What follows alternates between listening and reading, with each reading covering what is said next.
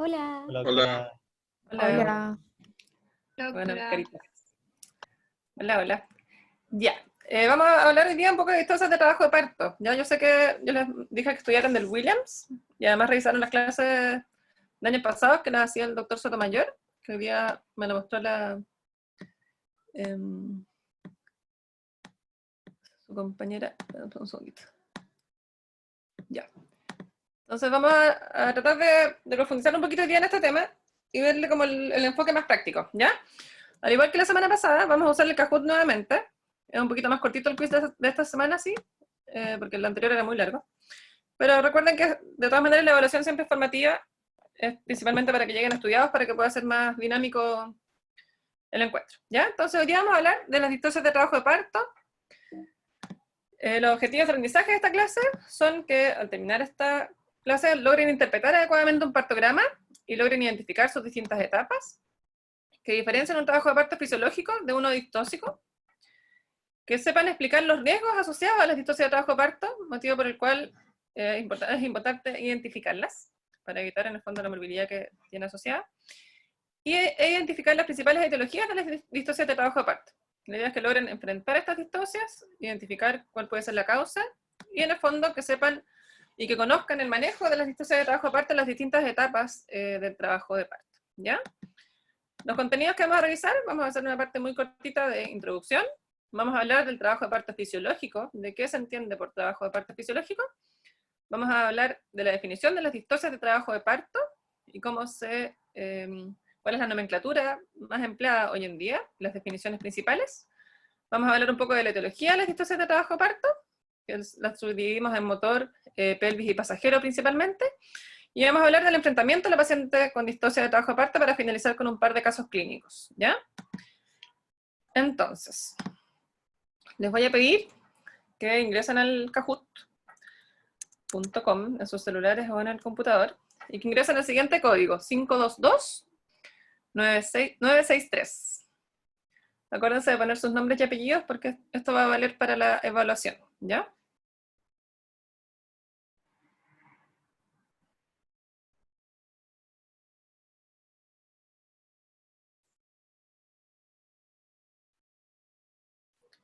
Si hay alguno que tenga problemas, este quiz son solo 7 preguntas, así que me pueden escribir la respuesta, me ponen el número de la pregunta y la respuesta en el chat si es que tuvieran algún problema de conectividad, ¿ya? Doc, ¿Sí? no pude conectarme al Kahoot el paso anterior. O sea, estuve en el paso, participé y todo, pero no me pude meter al Kahoot porque estaba del celular. ¿Quién está hablando? Que no veo Muriel. que... Y, ¿Muriel? sí, Ya, manda un mail después porque hay un compañero que le pasó lo mismo. Javier, ya. no lo recuerdo, es Fernando. Entonces vamos a buscar la forma de poder ponerles una nota en ese quiz, ¿ya? Por último le hago un quiz más cortito. Mándame un mail, ¿ya? Ya, entonces estamos ok para comenzar. Muy bien, entonces a modo de introducción, siempre es bueno recordar que el trabajo de parto es como el ejemplo de la interacción entre la madre y el feto. Recordar que cuando se gatilla el trabajo de parto es el feto quien determina cuándo nacer, ¿verdad? Cuando ya está maduro, cuando ya tiene sus niveles de cortisol propios en un rango bastante elevados que permiten en el fondo mandar todas las señales hacia la madre para que se gatille el trabajo de parto. Estos cambios evidentemente se van dando con el tiempo. Recuerden que el útero inicialmente pasa por un periodo de quiescencia muy prolongado, en que al final del embarazo hay un sinnúmero de cambios hormonales, ¿verdad? Hay un cambio de la progesterona al estrógeno, hay cambios a nivel de los receptores, y en general siempre se dice que el trabajo de parto es como un fenómeno inflamatorio, ¿verdad? Y en general el embarazo en sí es un estado antiinflamatorio, o como de inmunotolerancia, algunos hablan de un estado como de inmunosupresión relativa, pero en general siempre todos estos mecanismos van a llevar inflamación y van a llevar en el fondo al determinismo del trabajo de parto, que finalmente es el bebé el que lo determina, ¿ya? Diferente a una cesárea electiva en que una agüita está como cualquier día de su vida flotando en el líquido amniótico y uno llega y la saca. Evidentemente, si en ese útero ya tienes ciertos receptores de oxitocina, ya tienes las gap junctions porque es un útero de término, evidentemente el fetito no ha generado todos sus cambios y eso hoy en día se sabe que es un riesgo a futuro para algunas patologías del ámbito alérgico, asmático, la flora de esa bobita no va a ser la misma que una bobita que nace por parto vaginal. Entonces es súper importante saber que el trabajo de parto es fisiológico, ya es lo normal. La humanidad ha persistido gracias al trabajo de parto espontáneo, la cesárea es algo de los últimos años, bueno, del último siglo, por decirlo de alguna forma. Y evidentemente, si bien sabemos que es algo fisiológico, ya vimos en la clase anterior, que no todos los partos van a evolucionar de forma adecuada, y por lo tanto es importante siempre tener una vigilancia, ¿verdad? Una vigilancia del bienestar fetal. Y además hoy en día vamos a incorporar esta vigilancia al tema de los tiempos del trabajo de parto, ya, porque vamos a ver que los trabajos de parto demasiado prolongados, o de repente los trabajos de parto en el fondo que no evolucionan adecuadamente, van a ser un factor de riesgo para, ya sea para una morbilidad materna o morbilidad neonatal o fetal, ¿ya? Entonces siempre es bueno recordar que el trabajo de parto tiene distintas etapas, ¿ya? Hay una etapa, en el fondo, donde la madre no tiene ni siquiera contracciones, que empieza a ocurrir ya en la última etapa del embarazo. Recordar que el útero ya se contrae y tiene estas contracciones de Braxton Hicks en general, mucho más notoriamente sobre las 32 semanas. Esas contracciones hacen que la bobita se acomode, por eso que habitualmente entre las 32 y 34 semanas los bebés tienden a estirarse y a posicionarse ya de cabeza. Y de ahí, en el fondo, de a poquito empiezan estos fenómenos pasivos en que la bobita se empieza a acomodar para poder, en el fondo, iniciar el trabajo de parto. Y ya después vienen los fenómenos durante el trabajo de parto, que es cuando la madre ya tiene las contracciones dolorosas, frecuentes y regulares, que son, en el fondo, uno de los pilares fundamentales del trabajo de parto. Entonces, en la etapa inicial está la cabecita de la guagua flotando, antes del encajamiento, que acá la mamá ni siquiera tiene contracciones. Después viene este periodo de encajamiento, que habitualmente ya es como en la fase activa. Hay colegas que hablan de que la bobita está encajada o que no está encajada incluso antes del trabajo de parto, pero eso la verdad que no es ninguna indicación de cesárea, evidentemente. Uno, para evaluar el encajamiento, habitualmente es con la paciente ya en trabajo de parto. Si bien hay bobitas que se encajan antes, que son las mamás que llegan caminando como patito, muchas bobitas se encajan en el fondo en el momento del parto, ¿ya? Y durante las contracciones, en el fondo la bobita desciende, se flecta para exponer su diámetro menor, ¿verdad? Que es su occipito bregmático de su cabecita, y así ya puede empezar como a hacerse paso por el canal del parto, ¿ya? Con cada contracción empieza la bobita a descender, el cervix se empieza a modificar, y recuerden que durante la dilatación y durante la fase de descenso, la bobita va posicionándose y habitualmente va rotando internamente dentro de la pelvis de la madre para ponerse en occipito directo, ¿verdad? O en occipito anterior, que en el fondo es mirando hacia abajo, que es en la posición fisiológica como las bobitas nacen, ¿ya? Entonces primero está flotando, después desciende, se flecta, baja más, rota internamente, y estar, por ejemplo, izquierda anterior, pasa a ponerse acá directa anterior. Ahí habitualmente está la mamá ya en las últimas etapas, de los 8 a los 10 centímetros, habitualmente ya empieza el expulsivo, y después con el pujo materno, la bobita desciende, ya en primer, segundo, tercer, cuarto plano, y después hiperextiende, ya hiperextiende, saca la cabecita, y después viene la rotación externa, que es cuando la bobita gira sus hombros para poner el diámetro, en el diámetro anteroposterior, en el fondo, los dos hombritos, cosa que pueda salir el hombro anterior primero, y después el hombro posterior, que habitualmente uno aquí guía a la bobita, ¿ya?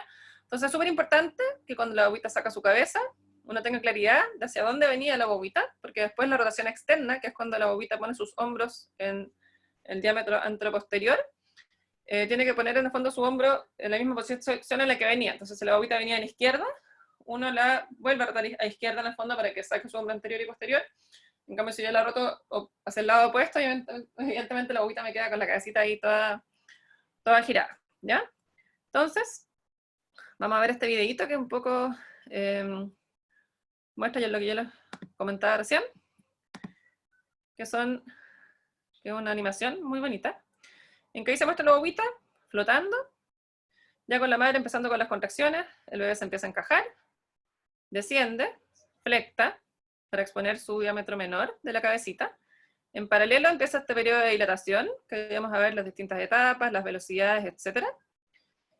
Y en ese periodo, a medida que va bajando, el bebé hace su rotación interna, donde va a rotar hacia occipito anterior. Ahí va descendiendo.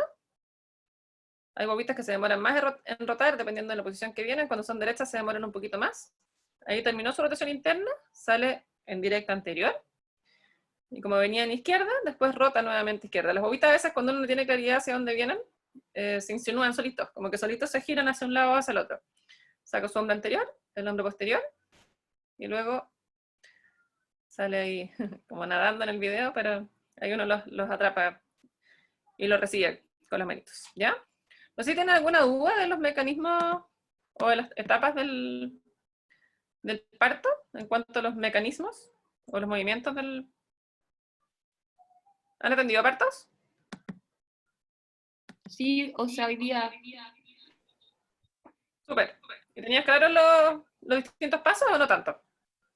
sí, dentro de todo. Como que se vieron bien las maniobras que hizo la doctora, porque yo igual estuve ahí como mirando más que nada.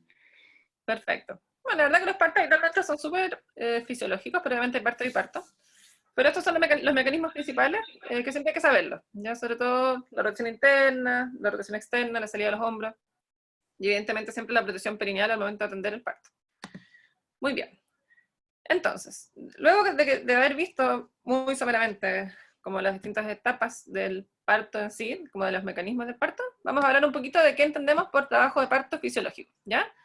Entonces, la primera pregunta, muy sencilla, es ¿cuál de las siguientes no corresponde a una etapa del trabajo de parto según Friedman? ¿Ya? Vamos a empezar entonces nuestro quiz.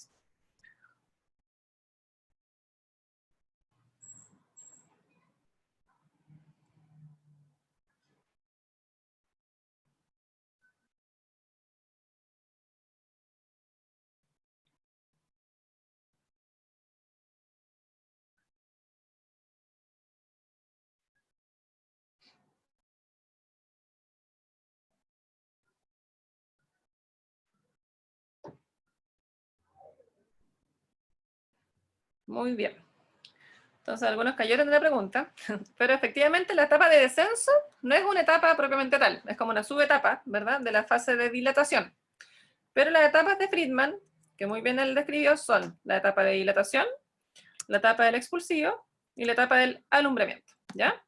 Entonces, este es el famoso partograma, que es el que nosotros todavía utilizamos hoy en día. Todas las fichas de maternidad tienen el partograma en la carátula. Hay servicios, por ejemplo, como en el Hospital Gustavo Frick, que usamos un partograma de distintos colores, las multíparas, en las primigestas. Pero básicamente el partograma lo que permite es diagramar o graficar la evolución del trabajo de parto, ¿ya? Entonces, Friedman, en el año 1950, describió el partograma en pacientes con trabajo de parto fisiológico, en evolución espontánea en la gran mayoría, y él identificó que este partograma siempre tenía como una curva sigmoidal, y él vio que había una etapa lenta del trabajo de parto, y había un momento de quiebre, en que había una fase como aceleratoria, ¿ya? Y esa fase aceleratoria definía en el fondo el punto de corte, donde las pacientes empezaban a dilatarse más rápidamente, y después había una fase desaceleratoria, donde predominaba el descenso de la cabecita, ¿ya? Entonces, él describió que hay una fase de dilatación, una etapa de dilatación, que se puede dividir en dos subetapas. Una fase latente, que es lenta, en general es lenta hasta los 4 centímetros en promedio, habiendo pacientes que a los 3 centímetros empiezan la fase aceleratoria versus otros pacientes que empiezan a los 5 centímetros. Hay una fase de máxima pendiente, que es cuando la paciente se dilata ahí muy rápidamente, y después esta fase de desaceleración. Y después viene la segunda etapa, que es la etapa del expulsivo, que es cuando la paciente ya está con dilatación completa y la agüita tiene que descender y hacer su hiperextensión para sacar la cabecita. Y la tercera etapa es la etapa del alumbramiento, ¿ya? Entonces, la etapa de desaceleración no es una etapa propiamente tal, sino que es una subetapa de la fase de dilatación, ¿ya? Entonces, Friedman describió los tiempos del trabajo de parto en estas pacientes que, como les comentaba, eran pacientes con trabajo de parto en el fondo fisiológico, la gran mayoría sin anestesia, sin oxitocina, y él vio los tiempos, y identificó que entre las nulíparas y las multíparas había diferencias significativas, que la evolución de la primera etapa del trabajo de parto era variable, que duraba en promedio 9 horas en las nulíparas, 8 horas en las primigestas, pero podía durar hasta 24 horas en las primigestas. Y él vio que en promedio la paciente se dilataba 3 centímetros por hora en fase activa, y lo más lento en la nulípara era 1,2 centímetros por hora. Ya en cambio la multípara en fase activa se podía dilatar 5 centímetros por hora en promedio, y lo más lento, el percentil 5, era 1,5 centímetros por hora. ¿Ya? Entonces, en relación a esto, es que uno establece más o menos los tiempos, y uno puede predecir, lo que hicimos la semana pasada, cuánto tiempo falta para que esta paciente tenga su parto, si es nulípara, si es multípara, y además vamos a ver que hay otros factores que también van a estar involucrados en la duración del trabajo de parto y en la evolución del trabajo de parto. La segunda etapa, que es la etapa del expulsivo, dura 30 minutos en promedio en la primigesta, 10 minutos en promedio en la multípara, sin embargo puede durar hasta 2 horas en la primigesta y hasta 1 horita en la multípara. ¿Se les ocurre por qué puede ser esa diferencia de tiempos entre una paciente y otra? ¿Por qué esa diferencia entre la multípara y la nulípara? Explicaciones. Por el cuello de la multípara, que el cuello de la multípara no queda, por ejemplo, con el agujero después del parto, no queda puntiforme, sino que queda un poco más amplio, entonces la dilatación tiende a ser más rápida. Ya, eso podría ser una explicación, pero en realidad esa dilatación no es tan relevante, porque en el fondo si yo comparara desde los 3 centímetros, pongo una multípara o una nulípara, de los 4 centímetros pongo a ambas pacientes una al lado de la otra que tienen el mismo cuellito exactamente, hay una diferencia significativa entre una y otra, siendo que ya las dos tienen la misma dilatación. El borramiento y la dilatación suelen ser simultáneas igual en multípara. Siempre se describe eso un poquito, ¿verdad? En cambio, se dice que en la primigesta primero el cuello se borra y después se dilata. Ahora vamos a ver que eso no es tan de norma, pero habitualmente es un patrón que uno ve. ¿Por qué otro factor podría haber diferencias en los tiempos entre la primigesta y la multípara? ¿Por las distintas posiciones del feto pueden ser? Es que eso es imposible que las multíparas tengan distintas variedades de presentación, o sea, de posición. No va por ahí. Siempre se Porque dice como... Dale. ¿Sí? La multípara ya sabe más o menos cómo pujar y la nulípara no tiene la experiencia. Ya, la verdad que, claro, eso podría ser, pero en general no es como que la multípara puje más, es como que los guaguas salen mucho más rápido, incluso salen así como, o sea, siempre las pacientes pujan, pero habitualmente la exposición de una multípara es mucho más corto que el de una primigesta. Entonces, miren, siempre se dice que el útero de una multípara en general, como que el marcapaso uterino es mucho más coordinado. Ya en la paciente primigesta, el útero como que le cuesta agarrar el ritmo. Y son contracciones más irregulares, no tan rítmicas. En cambio, en la multípara, una vez que se gatilla el trabajo de parto, como que las contracciones son mucho más coordinadas, que eso uno lo ve, ¿ya? Que pudiese ser una explicación. Y la otra explicación importante es el tema del piso pélvico. Ya los partos y los embarazos en general tienden a dañar un poco el piso pélvico y lo tienden a debilitar. Entonces, yo siempre le decía a las pacientes como que a las pacientes que ya habían tenido bobita, como que el hermanito ya le dejó el camino prepicado, uno le dice, claro, no es como que quede prepicado, pero efectivamente la musculatura tiende a perder un poquito la tensión y en el fondo el canal de parto, que ya tuvo un parto previamente, es un canal de parto que tiene como cierta memoria, en cierto sentido, ¿ya? Es un canal de parto que en el fondo la bobita desciende mucho más rápido. Por eso es que es muy frecuente que las multíparas, por ejemplo, no tengan desgarro, no requieran EPI, muchas veces tienen perinés indemnes. En cambio, la primigesta es un poquito más difícil porque es un periné que no ha tenido partos previamente.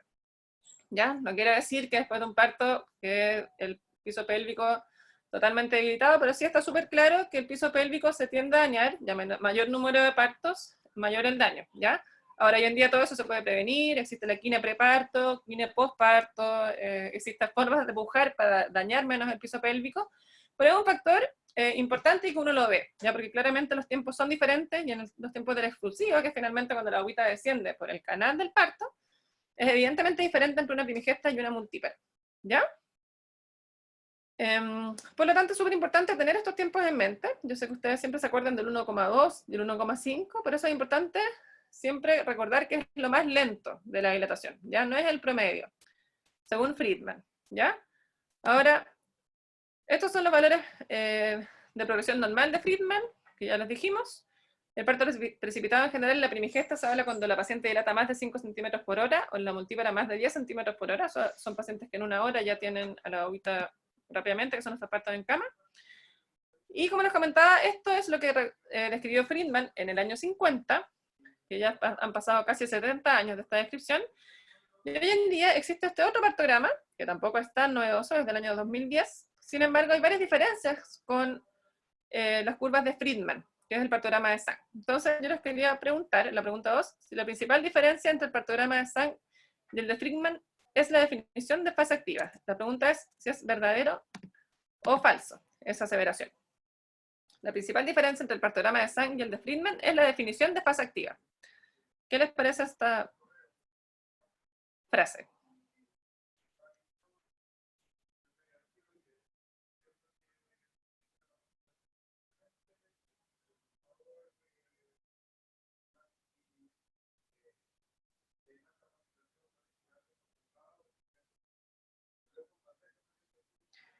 Ya, entonces acá hubo disputa.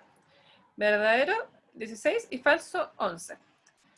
¿Quién podría comentar algo del partograma de Zhang? De lo que han leído, de lo que vieron en clase. Perdón. Los que pusieron falso. ¿Cuál es la principal diferencia que consideran o que existe entre estos partogramas? ¿Habían escuchado este partograma o es algo nuevo?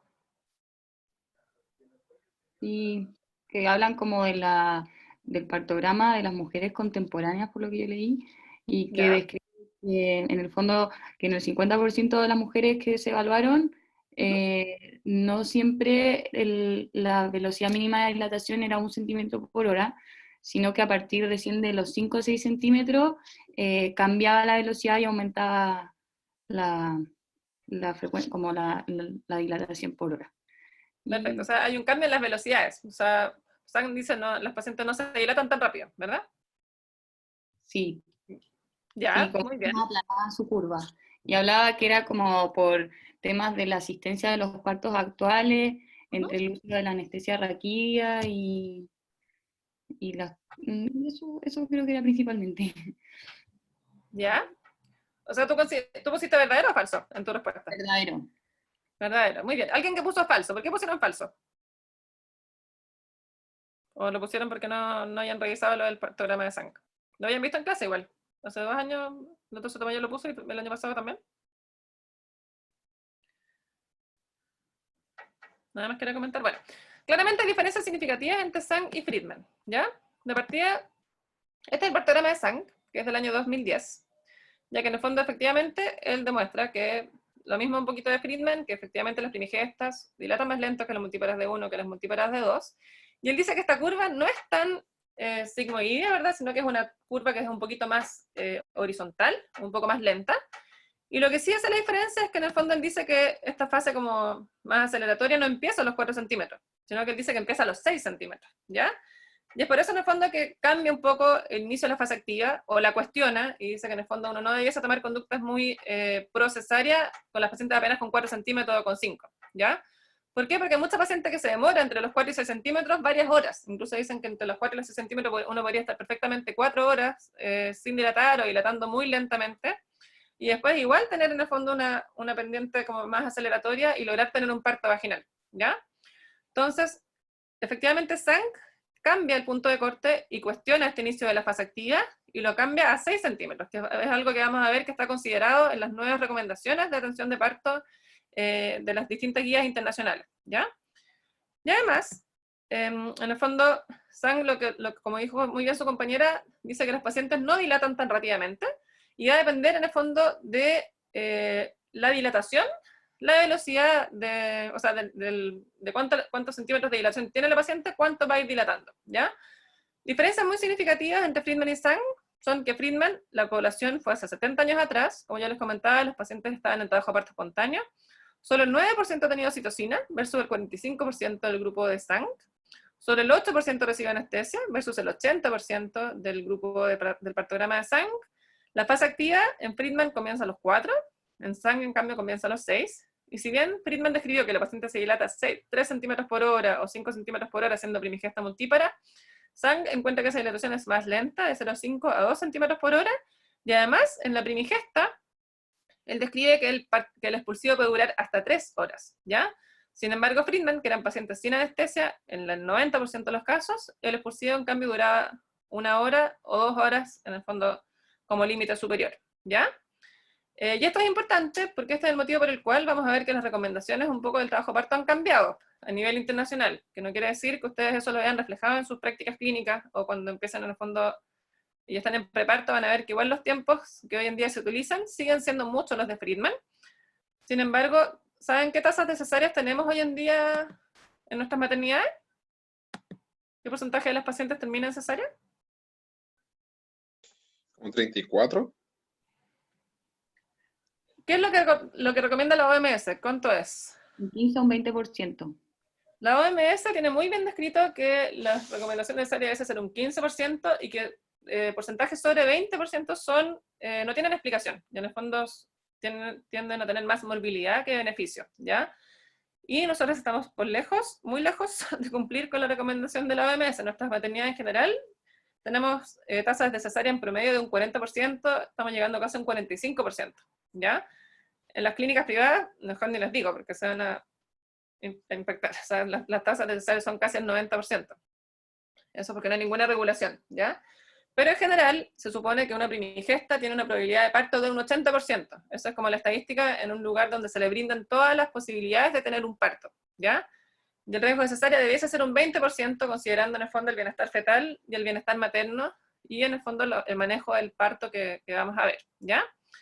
Entonces, cuando uno compara Friedman versus Sang, aquí en rojito tenemos Sang, aquí tenemos Friedman, que fueron 2 estudios, pero el principal es este, de la curva sigmoide.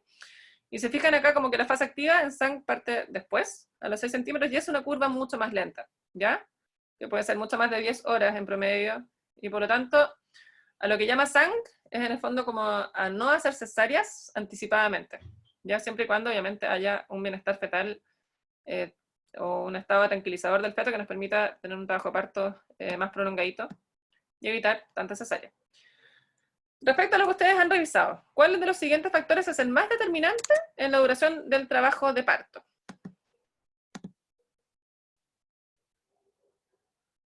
Doc, ¿tiene por ahí el pin? Es que se me salió el Kahoot. Sí, acá abajito, mira, 522-963. 522-963, ya. No sé si va a alcanzar. Por último, mándame la respuesta por el chat.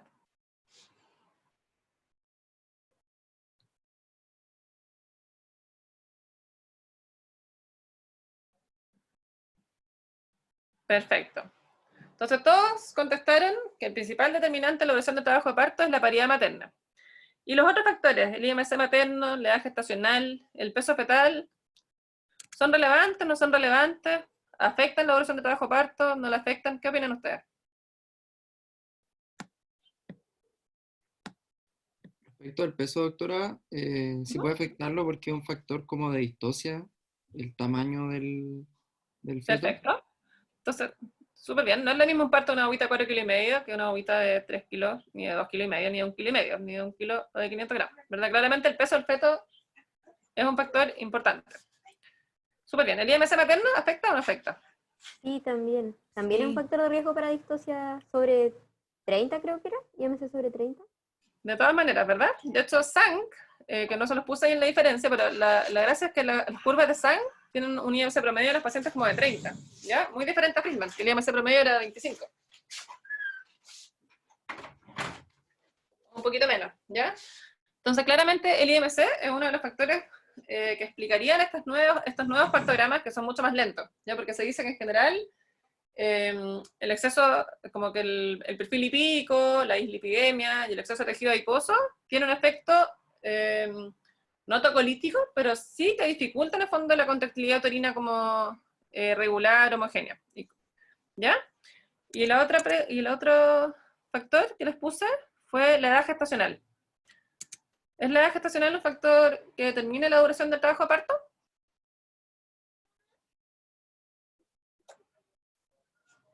En general, a menor edad gestacional, los fetos son más pequeños también.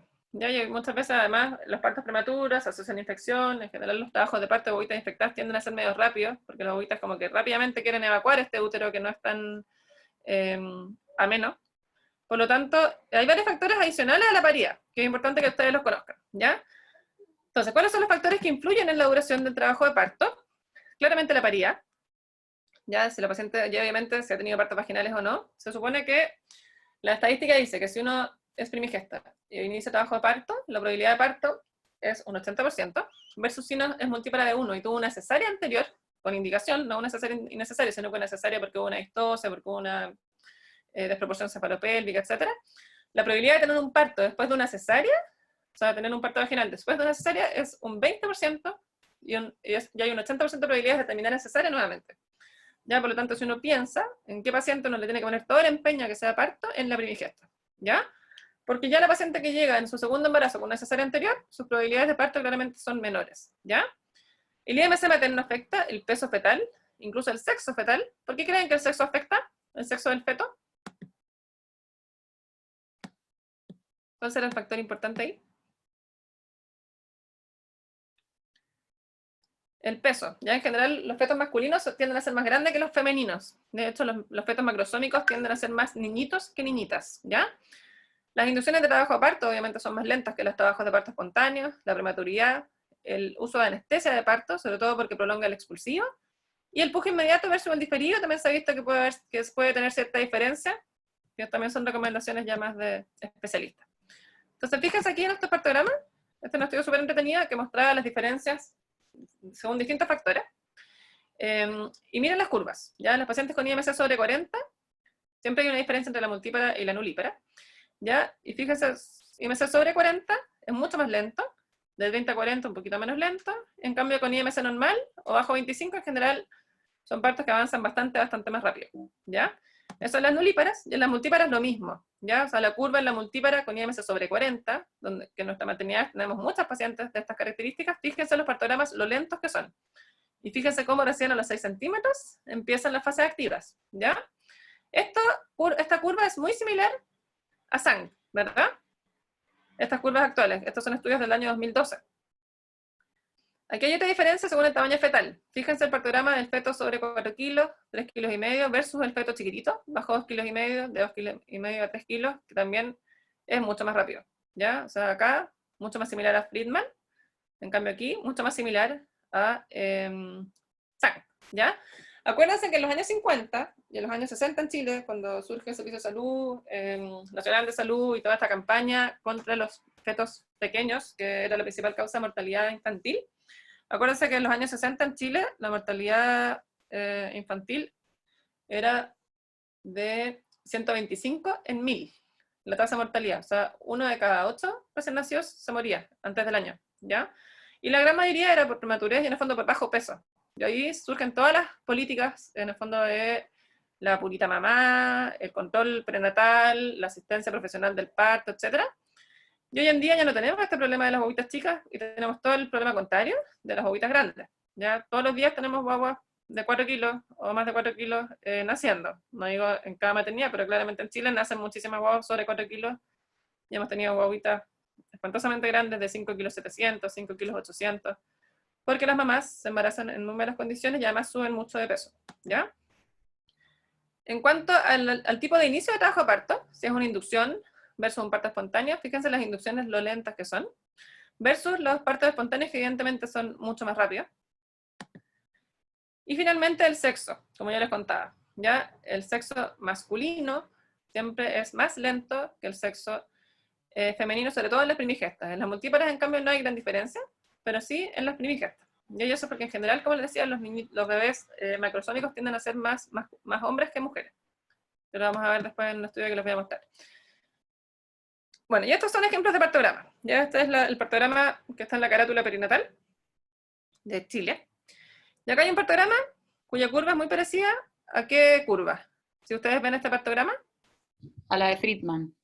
A la de Friedman, ¿verdad? Súper sigmoidea, fase aceleratoria. ¿Y cuándo empieza la fase activa en esta paciente?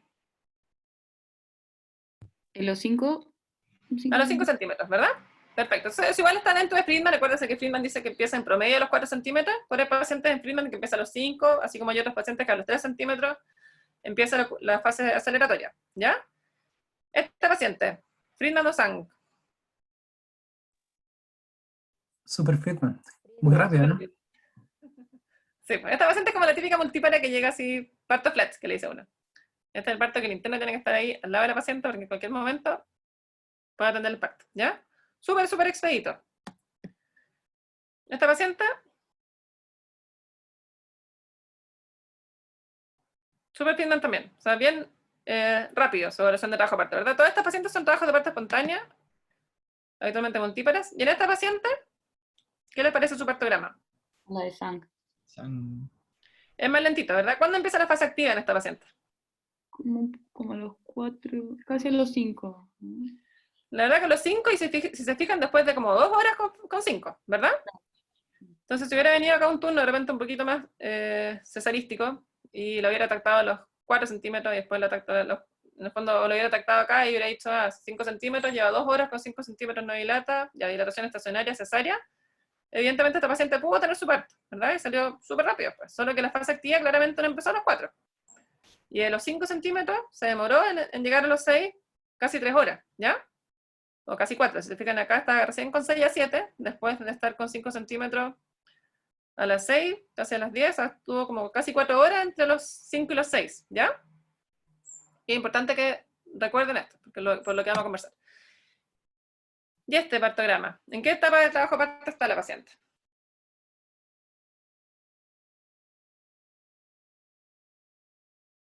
Latente. Parece ser fase latente, ¿verdad? Porque en ningún momento hay una fase aceleratoria. Y esta paciente terminó en cesárea. Ya esta era una paciente que era una inducción. Pues no me acuerdo si era embarazo en vías de prolongación, pero era una inducción de trabajo parto. Que le abrieron el partograma ya con 4 centímetros.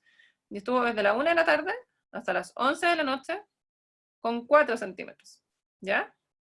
Y después aquí vamos a volver a este partograma para analizarlo, para que conversemos un poco de la prueba de trabajo parto, ya que es súper importante en estas pacientes, como para poder definir en qué momento yo decido ir a una cesárea y en qué momento yo me quedo tranquila de que la paciente ya le di todas las opciones para tener un parto y no lo logró, ¿ya?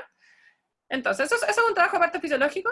Ya vimos que hay distintas curvas. Las curvas actuales claramente son mucho más similares a las curvas de Sang por la población que tenemos, sobre todo en cuanto a IMC, a tamaños fetales.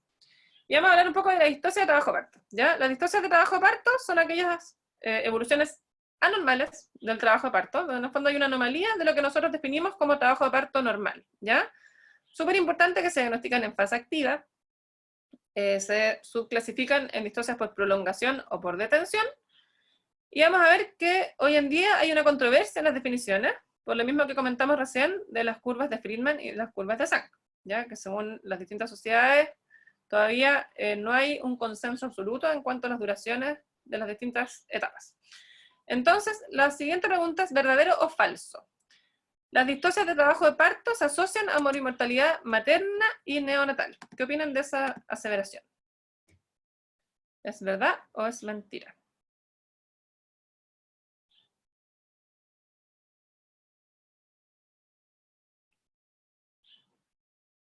Está muy fácil, parece que todos respondieron rápidamente.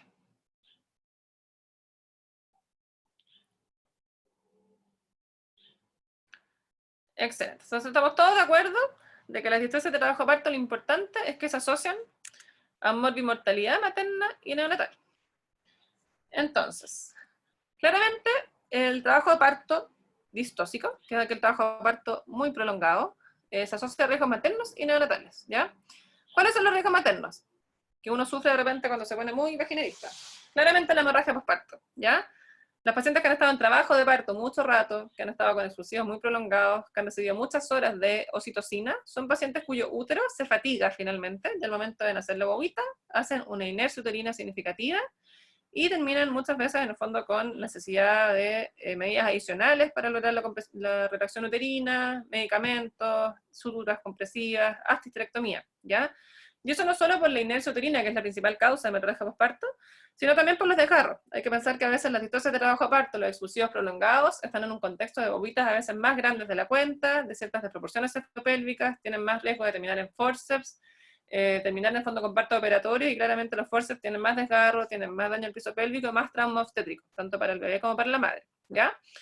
Riesgos maternos: más riesgo de terminar en cesárea, más riesgo de tener un forceps o un vacuum, que son estos partos operatorios, más riesgo de endometritis puerperal, son trabajos de parto mucho más prolongados, las pacientes reciben mucho más tactos vaginales, a mayor número de tactos, mayor riesgo de endometritis puerperal, tienen riesgo de intoxicación acuosa, recordando la oxitocina, que en dosis tope tiene un efecto similar a la antidiurética, y por lo tanto los pacientes pueden hacer hiponatremias disolucionales, riesgo de corionitis, de desgarros perineales, y evidentemente del daño del piso pélvico, ya que se sabe que, como les comentaba, el embarazo en sí ya debilita el piso pélvico por un daño a nivel aparentemente como de las fibras nerviosas del piso pélvico, Pero además los expulsivos prolongados, mientras más largo el expulsivo, mayor es el riesgo de tener un daño significativo del piso pélvico a largo plazo, más riesgo de incontinencia, de prolapso, etc. ¿Ya? En cuanto a los riesgos neonatales, claramente los bebés que están en trabajo de parto distóxicos muy prolongados tienen más riesgo de hacer asfixias, encefalopatías hipoxicoisquémicas. Evidentemente ese es un factor de riesgo muy significativo de muerte neonatal, de ingreso a UCI. También tienen más riesgo de hacer sepsis neonatal, daño del plexo braquial, que son estas bobitas que hacen retenciones de hombros, fracturas de clavícula. Y por lo tanto, las distocias de trabajo parto hay que evitarlas, y hay que identificarlas a tiempo para evitar estos resultados adversos, ya que se logra en el fondo con un manejo activo de las distocias y en el fondo teniendo una sospecha alta y un manejo oportuno, ¿ya? Entonces el trabajo de parto ya sabemos que seguía en fase de dilatación, que es latente, activa, el expulsivo y el alumbramiento. Y las distocias de trabajo de parto ya dijimos que en general no vamos a hablar de distocias cuando hay una fase latente, y siempre van a ser definidas en fase activa o en el expulsivo.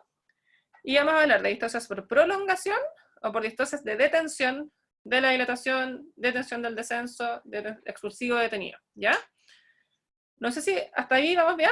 ¿Tienen alguna duda con las clasificaciones? ¿No? Ya. Entonces, si consideramos los tiempos de Friedman, vamos a tener en el fondo que las distocias de trabajo parto las podemos clasificar por prolongación o por detención, según la etapa del trabajo parto. Si es en la etapa de dilatación, vamos a hablar de dilatación prolongada en aquella paciente que se dilata menos de 1,2 centímetros por hora o menos de 1,5 centímetros por hora, y descenso prolongado en aquella bobita que no baja 1 centímetro por hora o 2 centímetros por hora según si es primigesta o multípara. Y en general, vamos a hablar de dilatación estacionaria o cese de la dilatación cuando hay un tacto vaginal que es idéntico con 2 horas de separación, y en un cese del descenso cuando también no hay un cambio en el descenso en 1 o 2 horas, ¿ya? Esto es para identificar la distocia, que vamos a ver que no es lo mismo que la indicación de cesárea, ¿ya? Porque hoy en día la indicación de cesárea es la que se está tratando en el fondo como de evitar tan tempranamente y tratar en el fondo de darle un poquito más de tiempo a la paciente, sabiendo que Sang demostró que muchas de esas pacientes que se operaban antes por dilataciones estacionarias a los 5 centímetros o a los 6 centímetros, si uno les da más tiempo, logran iniciar trabajo de parto y tener su parto. O sea, no iniciar, sino que tener su parto por vía vaginal, ¿ya? Entonces, estos son los consensos de la Sociedad Materna de Medicina Fetal, de la American Journal, de la American College. Y en el fondo, son consensos que lo que buscan es evitar la cesárea, ¿ya? Como prevenir la cesárea, sobre todo en la paciente primigesta. Entonces, la fase latente prolongada se sigue definiendo como aquella de más de 20 horas en la primigesta, de más de 14 horas en la multípara, pero ellos dejan muy en claro que no es indicación de cesárea, y ya dijimos que la fase latente en general no la vamos a manejar como una distocia, y esa paciente, la idea es no operarla de ninguna manera. La fase activa del trabajo de parto, según las distintas recomendaciones y incorporando la información de Sang, comienza a los 6 centímetros, y vamos a hablar de distocias por prolongación o de detención de la fase activa, en general sobre los 6 centímetros. Y fíjense ellos cómo definen como ya la falla del trabajo de parto en la primera etapa, que es aquella paciente con trabajo de parto con más de 6 centímetros de dilatación, con membranas rotas, que lleva más de 4 horas con contracciones adecuadas, o más de 6 horas con contracciones inadecuadas. O sea, en general ya no habla de más de 4 centímetros, sino que define la fase activa con más de 6 centímetros, con la paciente por lo menos 4 horas con contracciones adecuadas que no logra progresar en la dilatación. O sea, es una definición mucho más estricta que lo que usábamos antes de sobre 4 centímetros con 2 horas de separación entre un tacto y otro, ¿ya? Y acá en el expulsivo, prolongan el expulsivo a 3 horas con pujo activo o 2 horas con pujo activo en la primigesta no multípara, e incluso dicen que podría prolongarse más si es que se usa anestesia, ¿ya? Pero esta recomendación está súper cuestionada por el tema que yo les comentaba del piso pélvico, por el riesgo de asfixia, y se ha visto que la verdad que prolongar más allá de los tiempos no es beneficioso, al contrario, hay muchos grupos que dicen que podría ser perjudicial, y por lo tanto ustedes siempre van a ver que en general nosotros los obstetras dejamos 1 hora de expulsivo. Si a la hora esa bobita no ha salido, vamos a buscar dirigidamente si esa bobita tiene una distocia de presentación, si viene en sacra, si está en derecha posterior, si hay una desproporción, y en general más de 2 horas de expulsivo, con la paciente pujando, nadie da más de esos 2 horas de tiempo. Con o sin anestesia. Acá nunca van a ver a alguien que espere 3 horas en una paciente en trabajo expulsivo. Como les decía aquí, hay todavía mucha controversia y no hay consenso, ¿ya? Hasta el día de hoy. siguen habiendo muchas revisiones que van a favor o van en contra, en el fondo, de este tema de esperar 3 horas o más, ¿ya? Según las recomendaciones de este consenso. ¿Me siguen hasta ahí? Doctora, ¿Sí? la fase latente prolongada no se considera distosia únicamente porque no es indicación de cesárea. Claro, porque en general siempre las distosias son en fase activa.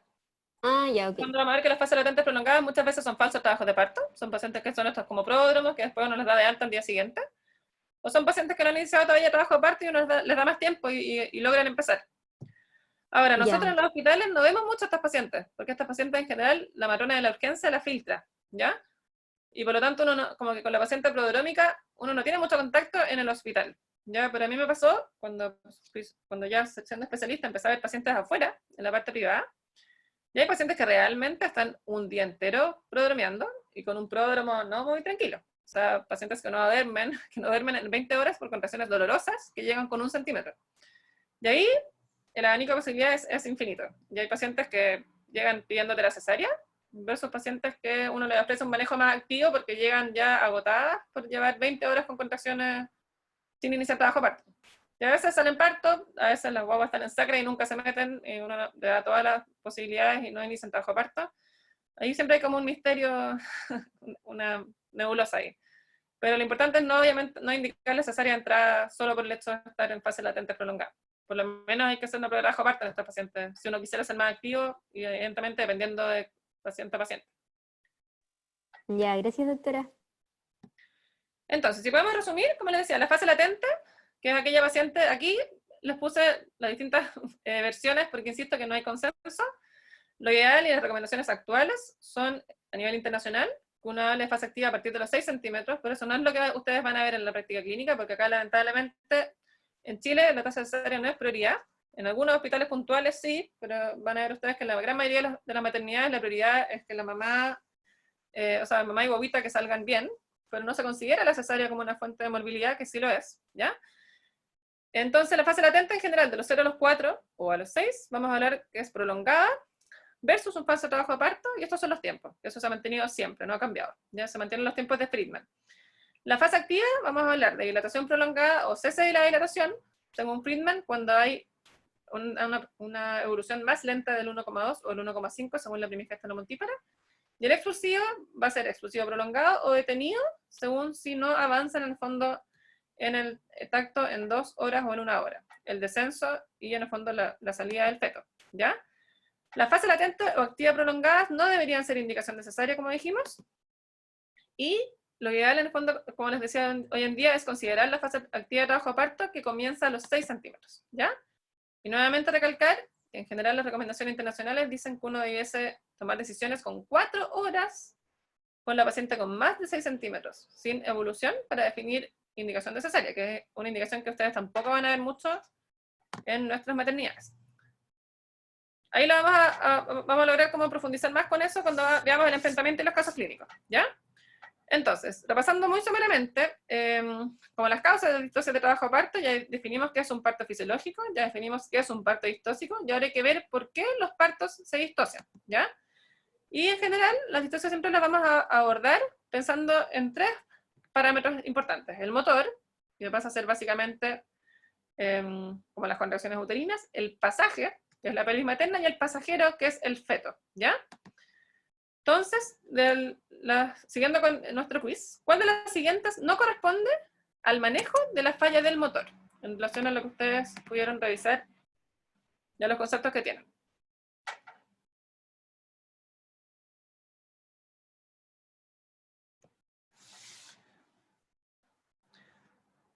Para mejorar el motor.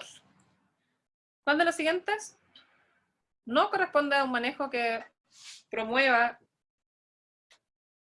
el motor? Quizá demoraron un poquito más. Perfecto. Entonces aquí, esta pregunta era media capciosa, pero en el fondo es súper importante que una forma fácil y rápida e inicial de optimizar la dinámica uterina es la rotura de membranas, que la vamos a conversar. La aceleración oxitótica claramente es nuestra primera herramienta, es lo que más utilizamos para optimizar el motor. Y evidentemente el pujo materno es parte del motor, ¿ya? Pero es el motor de la última etapa. Uno siempre le dice a las mamás que en el fondo en la primera etapa tienen que estar tranquilas, las mamás no es necesario que se pongan a pujar a los 5 centímetros, ni a los 7 centímetros, ni a los 8, aunque les den ganas, porque en el fondo es agotarse por las puras.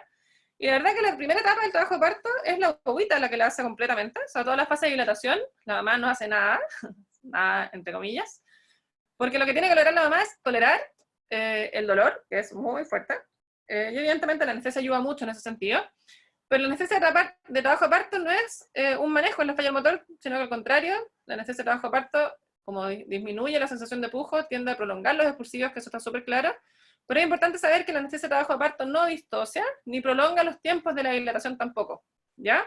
Que eso es algo infinitamente discutido, eso es algo de lo cual muchos colegas, o sobre todo anestesistas, de repente se agarran de esa idea como para decir, no, la paciente no la va a poner anestesia todavía porque está recién con 4 centímetros. Hay cosas de repente agarrantes que uno escucha de colegas que no ponen anestesia antes de los 8 centímetros. Afortunadamente hoy en día eso es muy raro de escuchar. Pero me atrevería a decir que cuando yo hice la beca, había mucho concepto como errado en ese sentido de nunca poner anestesia con la paciente que no están obviamente en fase activa. No poner, a veces, como disponemos de una sola anestesia en los hospitales públicos y no siempre podemos contar con refuerzo, tratan de poner la anestesia lo más cercano al expulsivo, sabiendo que la paciente va a tener una sola anestesia. Pero obviamente esas son conductas que no son las mejores conductas. Ya tienen que ver mucho con el tema, con la sobrecarga asistencial y la falta de recursos anestésicos, lamentablemente. ¿Ya? Por lo tanto, la anestesia no es parte del manejo. ¿Sí? Que, mire, que yo me confundí con eso, con la prueba de trabajo de parto, que en el fondo en la prueba de trabajo de parto uno tiene membranas rotas, analgesia, buena dinámica, entonces como que eso me hizo confundir. Una prueba de trabajo de parto no sería un manejo de una falla de motor. La prueba de trabajo de parto en general, más que abordar solo el motor, tú lo que haces en la prueba de trabajo de parto es darle a la paciente todas las condiciones para que ese parto evolucione. Y dentro de esas indicaciones, efectivamente está la anestesia, que ahí lo vamos a ahondar un poquito más a continuación. Ya vamos a ver la prueba de trabajo parto. Pero está bien tu duda. Puede ser que... Eso como que me confundió, porque como estaba la anestesia como parte de la prueba de trabajo de parto, y el pujo no, como que ahí me confundí. Sí, pero no es que algo que facilite como que sea algo un manejo como dirigido a la falla del motor. De hecho, al contrario, o sea, que la anestesia en general como que tiende a disminuir un poquito incluso la calidad como de las contracciones. Hay mucha pacientes que pueden anestesia una vez que le disminuye el motor, siendo que la oxitocina va por otra vía, porque es una vía endocrina, una vez a veces que las pacientes pueden anestesia, efectivamente el motor disminuye, no siempre. Ya poner anestesia no es sinónimo de tener que poner la oxitocina a la paciente sí o sí a continuación. ¿Ya? Pero hay pacientes que efectivamente post-anestesia, una vez que llegan con las contracciones uterinas súper distanciadas, muy poco efectivas, y en el fondo para aprovechar la anestesia, que dura 1 hora, 1 hora y media, muchas veces aceleramos para, en el fondo, ganar ese tiempo sin dolor de la paciente y lograr que el trabajo de parto evolucione. ¿Ya? Entonces, la falla de motor, como les comentaba yo, en el fondo es la falla de la dinámica uterina o del pujo materno en la última etapa del parto. Y en general, siempre que uno tiene un útero que se contrae de forma irregular, con contracciones 2 a 3 en 10 minutos, de baja intensidad o muy irregulares, una buena opción es romper membranas. ¿Por qué romper membranas mejora el motor? ¿Cuál es el mecanismo de acción de romper membranas que mejora la contractilidad uterina? Porque se libera prostaglandina. Perfecto, entonces se dice que la bolsa anterior de las aguas tiene mucha prostaglandina, ¿verdad? Por lo tanto, esa prostaglandina como que se libera y optimiza a nivel uterino, a nivel cervical. Súper bien. ¿Qué más provoca la rotura artificial de membranas? Además de la liberación de prostaglandina. El apoyo de la cabecita en el cervix. Perfecto. ¿Y qué produce el apoyo de la cabecita en el cervix? Presión, sensación de pujo. Más que sensación de pujo, porque en la primera etapa, dependiendo obviamente cuando uno rompe membranas, si uno rompe membrana en expulsiva, claramente la sensación de pujo va a ser mayor. Pero muchas veces uno rompe membranas antes del expulsivo, para ver el líquido, para estar tranquilo de que la agüita no tiene un meconio, y obviamente para optimizar la dinámica, porque además de las prostaglandinas, el apoyo de la cabecita tiene un efecto como mecánico, que produce como un feedback a nivel del miometrio, que se llama como reflejo de Ferguson, que en el fondo el hecho de que la cabecita se empuje mecánicamente contra el cuello produce un efecto como autocrino a nivel local que hace que el útero se contraiga mejor, ¿ya? Entonces, efectivamente, la rotura artificial de membrana a veces basta con romper membrana y la paciente rápidamente agarra vuelo y va evolucionando y va dilatando. Entonces, muchas veces uno rompe membrana, espera 1 hora, a ver si esa paciente optimiza dinámica, avanza en su trabajo de parto, y si no, muchas veces ya usamos la oxitocina, ya que en el fondo lo que busca es optimizar la dinámica uterina, pero obviamente ya dijimos, siempre evitando la taquicistolía, nunca más de 5 contracciones en 10 minutos, ¿ya?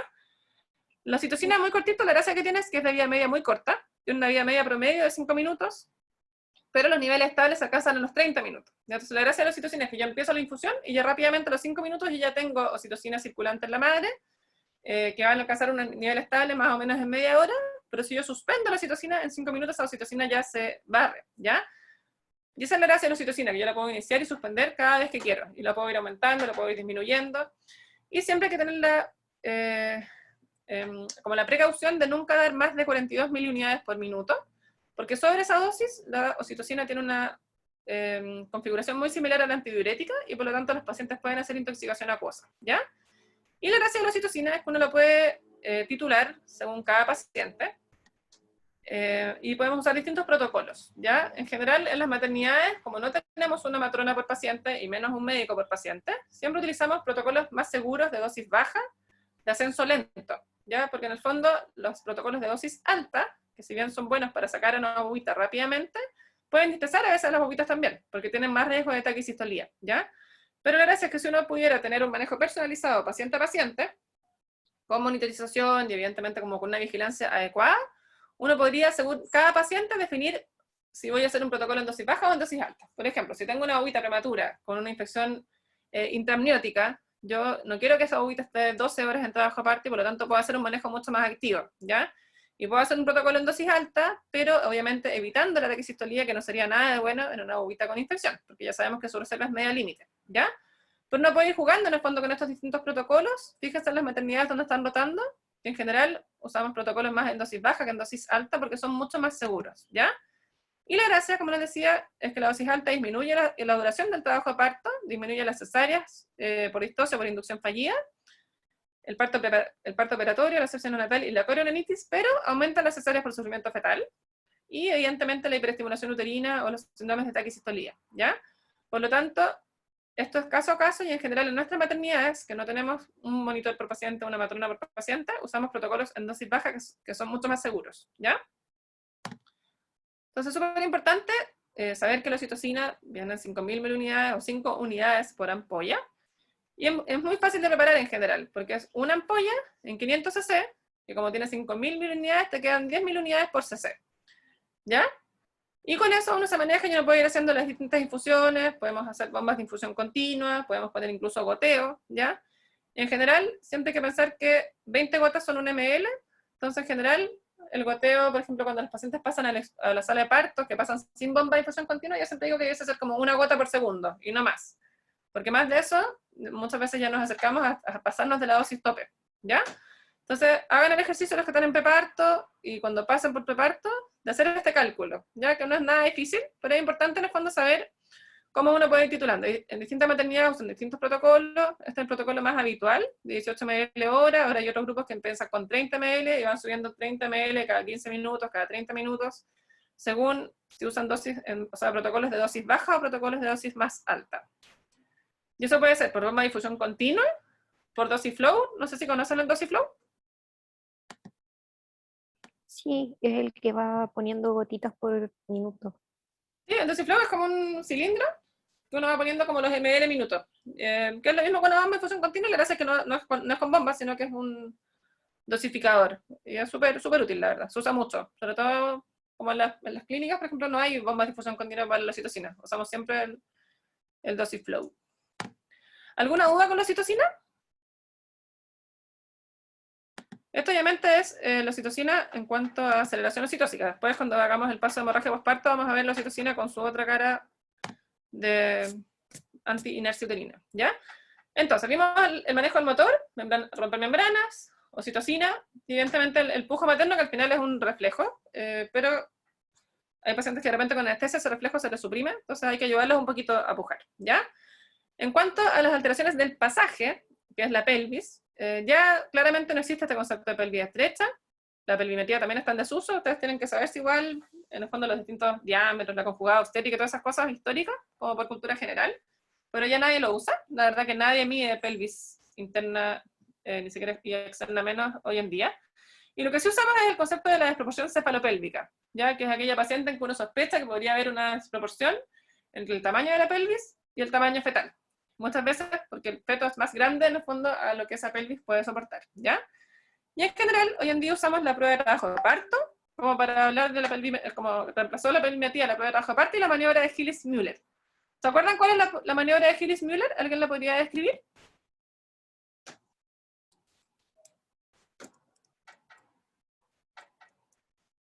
En el fondo es que se pone una mano en el fondo uterino y la otra creo que se hace un tacto como para ver la estación, más o menos donde está la guagüita. Y cuando viene la contracción hay que presionar el fondo para ver si desciende o no.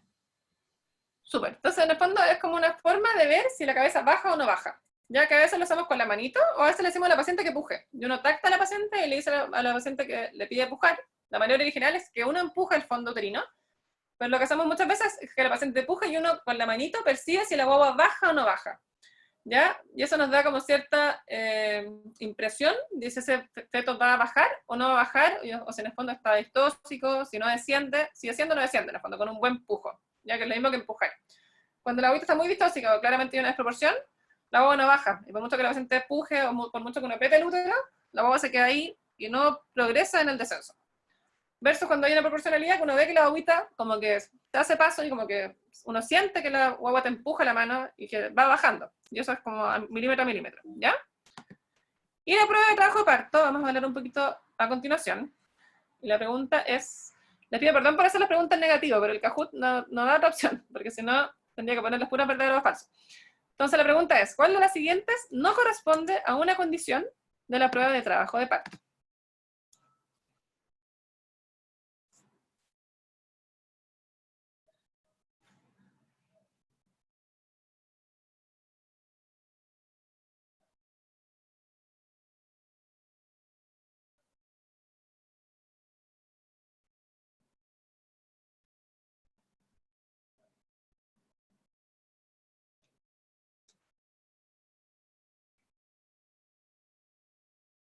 Somos muy peleadas.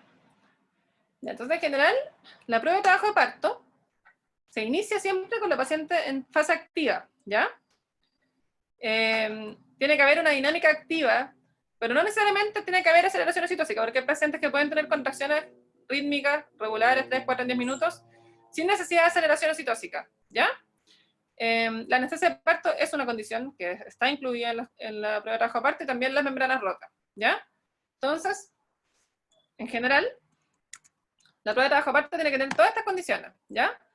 Y, como les comentaba yo anteriormente, la prueba de trabajo de parto es que la paciente tiene todas las condiciones para que esa guaguita nazca, y pese a eso, no evoluciona. Entonces, tiene que estar en fase activa. Yo no puedo empezar una prueba de trabajo de parto con 1 centímetro ni con 2 centímetros. Ya tiene que estar por lo menos con 4 centímetros en adelante, ¿ya? Idealmente 6, según SAC. Evidentemente tengo que tener una UFP indemne, ¿ya? Y obviamente que no hay una contraindicación de trabajo de parto, no es una prueba de trabajo de parto con un feto en presentación poálica, ni con una guaguita con restricción de crecimiento, con desaceleraciones tardías recurrentes, porque claramente esa prueba de trabajo de parto va a fracasar por un deterioro fetal, más que porque no se den los tiempos. Tiene que haber dinámica eficaz, por lo menos 3 a 4 en 10 minutos, pero no necesariamente con aceleración oxitóxica, ¿ya? Membranas rotas y anestesia de conducción. Ahora, era una pregunta un poco capciosa, pero para ver cuán incorporado tenían el concepto de la prueba de trabajo de parto, ¿ya? Y veo que acá hay como errores de este concepto importante, que la prueba de trabajo de parto siempre es en fase activa, ¿ya?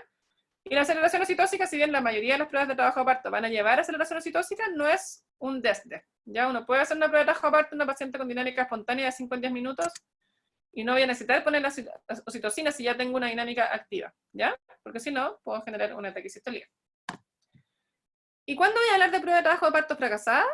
Cuando pese a tener todas estas condiciones, no hay un progreso de la dilatación, en 3 a 4 horas, ¿ya? Que es un poco la definición de hoy en día en el fondo de estas dilataciones estacionarias, que son 4 horas, se recuerdan de lo que vimos anteriormente, ¿ya? Eso. Entonces, vamos a terminar. Ya dijimos la falla del motor, la falla del pasaje, que dijimos que finalmente va a ser la prueba de trabajo de parto la que nos va a determinar si efectivamente por esta pelvis la bobita no pasa, que no necesariamente va a ser un tema de desproporción, A veces la bobita puede perfectamente no descender porque viene con una distosia de posición. Y por eso es importante siempre considerar también al feto, ya que evidentemente es muy importante. Van a haber puntos, por ejemplo, de estática fetal, a veces bobitas que vienen deflectadas, que se presentan de cara, se presentan de frente, no exponen su diámetro menor, por lo tanto no son capaces de encajarse y descender. Van a haber fetos claramente muy grandes para el parto, y hay algunas malformaciones que van a perjudicar en el fondo el trabajo de parto. Típicos casos son las bobitas con hidrocefalia, por ejemplo, que tienen perímetros frenianos muy grandes, que esas bobitas no logran salir por parto vaginal. Las bobitas con anencefalia muchas veces no se giran a presentación cefálica, quedan de potito, porque la cabecita es pequeña, el potito es más grande, por lo tanto el potito es el que se queda en el fondo más sentadito. Muchas veces tienen distosia de presentación, tienen poligrama asociado, por lo tanto también van a haber malformaciones fetales que no van a facilitar el trabajo de parto. Y vamos a repasar muy cortito las definiciones de la estática fetal. ¿Qué entienden por situación fetal? ¿Quién podría definir situación? Es como la relación del eje, o sea, del eje mayor del feto, de su eje como cráneo-nalga, con respecto al eje de la madre. Perfecto. Esa es la relación entre los ejes longitudinales, maternos y fetales, ¿verdad? Entonces la situación longitudinal es que la bobita está longitudinal en relación al eje longitudinal de la madre. En cambio, transverso está atravesadito. Ya esa es variedad de situación, que es longitudinal o transversa. La variedad de presentación, ¿cómo se define? Es como... Ay, perdón. Dale, dale.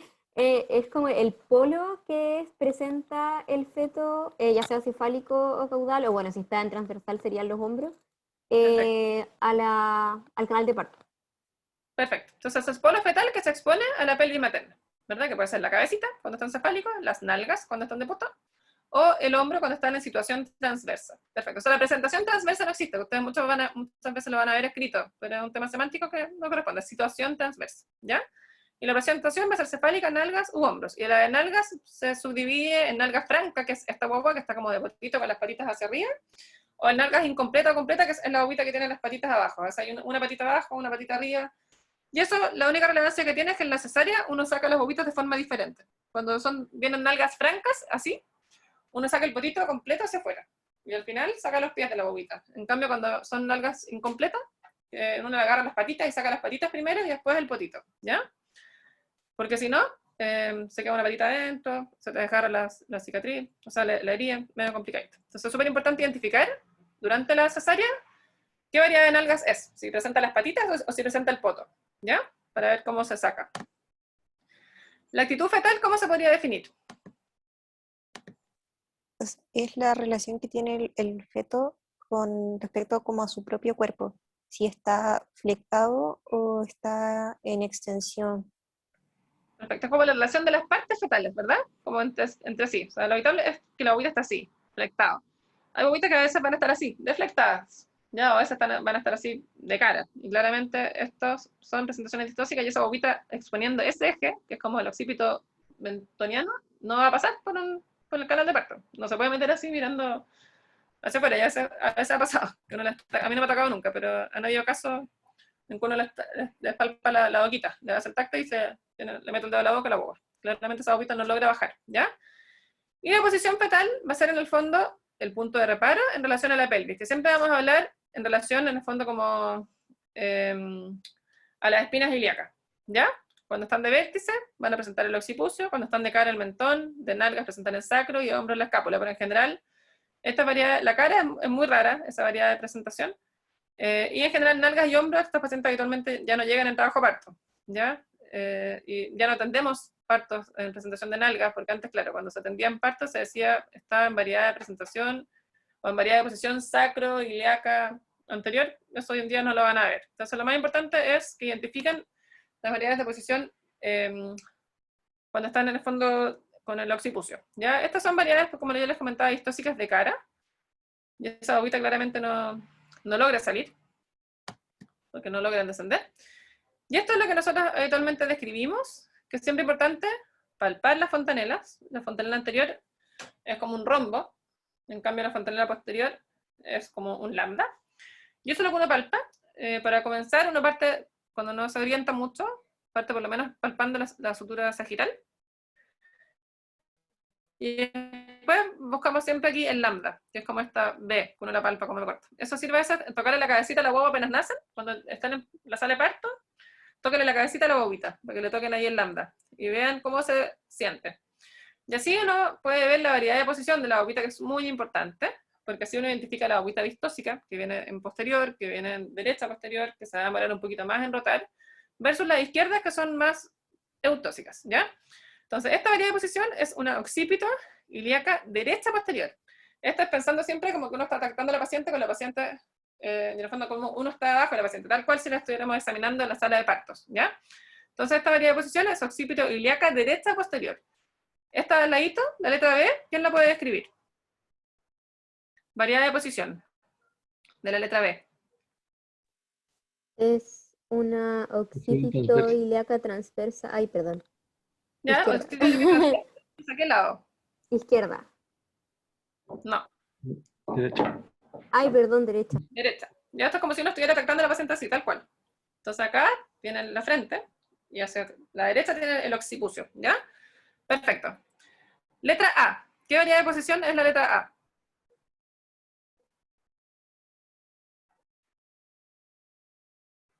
Siempre es occipito ilíaca. ¿Y el apellido? Izquierda anterior. Muy bien, occipito ilíaca izquierda anterior. Esto es como lo más fisiológico. Esa guagua está a punto de salir. Después esa agüita rápidamente está así, se les mira hacia abajo, hiperextiende y saca su cabecita y nace. ¿Y en la letra B? Izquierda posterior. Occipito ilíaca, izquierda posterior. ¿Ya? Muy bien. Eso con las variedades de posición. Ya en general, las distocias más frecuentes son las distocias de posición, en que muchas veces las aguitas están en sacra o están en derechas posteriores, que a veces cuesta mucho rotarle y a veces no rotan. ¿Ya? Cuando hay distocias de posición, uno les da más tiempo, porque uno sabe que esas aguitas se tardan más en girar, y si no, a veces las ayudamos y las rotamos manualmente. Que les ponemos la manito en el occipucio, y con la paciente empujando, uno mismo le ayuda como si fuera un force la manito de una cuchara, uno empuja la cabecita a la guagua y ve cómo rota. Y la verdad que cuando hay una buena proporcionalidad, la guagua rota al tiro y se queda en anterior o en transversa, y el empujo siguiente uno la logra dejar en anterior. Sin embargo, a veces pasa que uno la rota, y la guagua después se vuelve a ir a posterior, y se vuelve a ir a posterior, y ahí no bajan. Y hay guaguitas que increíblemente bajan, y a veces hay partos que uno los atiende en sacra. Incluso se pueden hacer forceps en sacra, pero claramente son complejos, porque ahí el canal de parto en el fondo uno tiene que tener en mente que estamos al revés, porque la agüita en el fondo hay que flectarla para que pueda pasar. Entonces no es la misma curva que uno usa en la paciente que está con una agüita en variedad de posición anterior, ¿ya? Pero en general las distocias de posición posteriores o derechas posteriores tienden a ser las más complejas, y son guaguitas que a veces no necesariamente van a rotar y a veces van a terminar en cesárea por distocia de posición, ¿ya? Y por último, respecto al tamaño fetal, ¿cuánto consideran ustedes que es un feto muy grande? ¿Cuáles son los puntos de corte para definir cesárea de entrada? ¿Qué es lo que han leído? ¿Qué es lo que han visto? Sobre 5 kilos si la mujer no tiene diabetes. ¿Ya? Y no sé si 4 kilos 200 o 4 kilos y medio mujeres con diabetes. Perfecto. ¿Y esa recomendación de dónde es? Ay, no sé. No recuerdo. Eso no es nacional, ya, pero efectivamente la ACOG, que son los gringos estadounidenses, dicen que efectivamente una paciente sin diabetes podría tener un parto vaginal de una guagua de 5 kilos, ¿ya? Que hoy en día eso nadie lo hace. Ya en Chile 5 kilos, no, ni una posibilidad. Ya, 4 kilos y medio. ¿Es un peso seguro? ¿No tan seguro? Según la guía perinatal, sobre 4 kilos y medio es indicación de cesárea en el fondo. Ya, ¿ya hay alguna diferencia si es diabética o no? ¿La paciente? Sí. 4 kilos 200 en diabética. Entonces ahí la guía perinatal, incluso la guía de diabetes, en distintos capítulos o en distintos apartados de la guía, en una parte ponen 4 kilos y en otra parte ponen 4 kilos 2 o 4 kilos 3, si mal no recuerdo. Entonces en general, lo que sí está clarísimo es que las guaguas sobre 5 kilos no son para parto vaginal. Entre 4 kilos y medio y 5 kilos vamos a ver acá que aumenta un poco el riesgo, pero no tanto siempre y cuando no haya diabetes. Entonces fíjense este estudio, es muy entretenido este estudio. Y la pregunta, y el título del estudio es, ¿cuán grande es muy grande? ¿Ya? Y en el fondo hablan de las consecuencias perinatales de la macrosomía fetal. ¿Ya? El otro día hablábamos en la visita la diferencia entre feto grande y macrosomía. ¿La tienen clara la diferencia? ¿Cuál es la diferencia entre un feto grande y un feto macrosómico? Viste, yo tengo una confusión ahí. Macrosómicos patológicos. O sea, ¿Ya? que el grande para edad gestacional es el que es mayor al percentil 90 para su edad gestacional. Y el Perfecto. macrosómico, tengo mis dudas, porque he leído distintas definiciones. Y Sí, la que perfecto. más se repite es como macrosomía mayor a 4 kilos o mayor al percentil 90 para 40 semanas. Pero me confunde con la definición de cesárea. Sí, en general, Como de eso es indicación muy de cesárea. importante. Diferenciar el feto grande del macrosómico. El feto grande es sobre percentil 90. Yo puedo tener un feto muy grande para las 25 semanas, pero que pese 3,5 kilos. Y no es macrosómico porque no alcanza los 4 kilos. En general, la macrosomía fetal se define como aquellos fetos sobre 4 kilos o sobre 4,5 kilos, dependiendo de la sociedad que lo defina, ¿ya? Pero en general, si uno pone macrosomía a una bobita de 4 kilos, se entiende, ¿ya? Y el concepto en el fondo es que la macrosomía fetal va a tener como repercusiones y va a tener riesgos asociados, ¿ya? Y es por eso que los estadounidenses consideran la macrosomía en general sobre 4,5 kilos y no 4 kilos, ¿ya? Por eso la diferencia con el feto grande, es un tema numérico, ¿ya? Entonces, fíjense en cuanto a la mortalidad fetal e infantil. El riesgo de óbito fetal en los fetos sobre 4,5 kilos aumenta significativamente. Sin embargo, entre la bobita de 3,5 kilos y 4,5 kilos no hay ninguna diferencia. El odds ratio es 1. Para óbito fetal, muerte neonatal precoz tardía o muerte post-neonatal, ¿ya? Entonces, el riesgo de óbito fetal aumenta significativamente en aquellos fetos sobre 4,5 kilos, y claramente con fetos sobre 5 kilos aumentan todos los riesgos de mortalidad in útero y mortalidad neonatal precoz, tardía e incluso post-neonatal, ¿ya? Eso es porque son la gran mayoría hijos de madre diabética, ¿ya? En cuanto al riesgo de asfixia, entre una agüita de 4,5 kilos y una agüita de 4 kilos o de 3,5 kilos, si se fijan, el odds ratio no aumenta. En cambio, ya sobre 4,5 kilos se duplica el riesgo y sobre 5 kilos es 10 veces más el riesgo de asfixia, o sea, es demasiado. Y puede llegar hasta 20 veces más, es 10 en promedio, ¿ya? Y en cuanto a riesgo de infección, riesgo de estrés respiratorio, también es mayor, pero sobre todo acá, en el fondo, el riesgo de asfixia es demasiado mayor en fetos sobre 5 kilos y sobre 4,5 kilos es significativo, ¿ya? En cambio, en este otro grupo, no habría tanta diferencia entre los 3,5 kilos, 4 kilos o 4,5 kilos, ¿ya? En cuanto al riesgo de Apgar bajo 4 a los 5 minutos, también es mucho mayor el riesgo en los guaguas sobre 4,5 kilos y más sobre 5 kilos. Convulsiones neonatales, necesidad de ventilación mecánica, trauma obstétrico, parálisis braquial, aspirativo meconial, todo aumenta demasiado sobre los 4,5 kilos, sobre todo sobre los 5 kilos, ¿ya? Y por lo tanto, en base a estas recomendaciones, es que la ACOG dice que sobre 4,5 kilos, o sea, sobre 5 kilos, no pueden tener parto las pacientes sin diabetes, y entre 4,5 kilos y 5 kilos sí podrían tener las pacientes sin diabetes. O sea, pone el corte en 4,5 kilos y 5 kilos en las pacientes sin diabetes, pero en Chile nadie somete a las pacientes a partos con bobitas de 4,5 kilos. Pero el tema es que, en el fondo, para prevenir un resultado adverso en una bobita con estimación de peso de más de 4 kilos o 4,5 kilos, hay que operar como 400 cesáreas para disminuir una retención de hombros o una asfixia. Y por eso se dice que no es muy costo efectivo, porque además la ecografía no es muy exacta. Y la ecografía se equivoca. Y muchas veces indicamos las cesáreas y las bobitas pesan finalmente 3,9 kilos o 4,1 kilos y no los 4,4 kilos o 4,5 kilos que los identificamos, pero a veces pasa que las indicamos la cesárea y pesan 4,9 kilos en vez de 4,5 kilos. Entonces aquí hay una brecha que no sé si es muy fácil de solucionar, porque las pacientes obesas y diabéticas es cuando más nos equivocamos en la ecografía. Pero aquí vienen las recomendaciones estadounidenses, y en general nosotros somos mucho más precavidos, y pacientes diabéticas mal controladas con fetos sobre 4 kilos, nosotros en general en el Hospital Gustavo Fricke las operamos. Hay otras maternidades que hacen el corte en 4,3 kilos, y sin diabetes, máximo 4,5 kilos, siempre y cuando también la paciente quiera trabajo de parto. Y evidentemente acá también ayuda mucho el antecedente de partos anteriores. Si uno tiene bobitas de 4,2 kilos y la paciente ya tuvo un parto de 4,5 kilos, claramente esa paciente va a parto, ¿ya? Pero obviamente es caso a caso, ¿ya? No sé si tienen alguna duda con esto. Yo sí, pero respecto a los pesos más ligeros, en el fondo, claramente 2,5 kilos parece ser poco, pero según ese gráfico, esa tabla, perdón, estoy entendiendo que un bebé, por ejemplo, de 3,3 kilos tendría en general más riesgos que un bebé, por ejemplo, de 4,4 kilos, según esa tabla.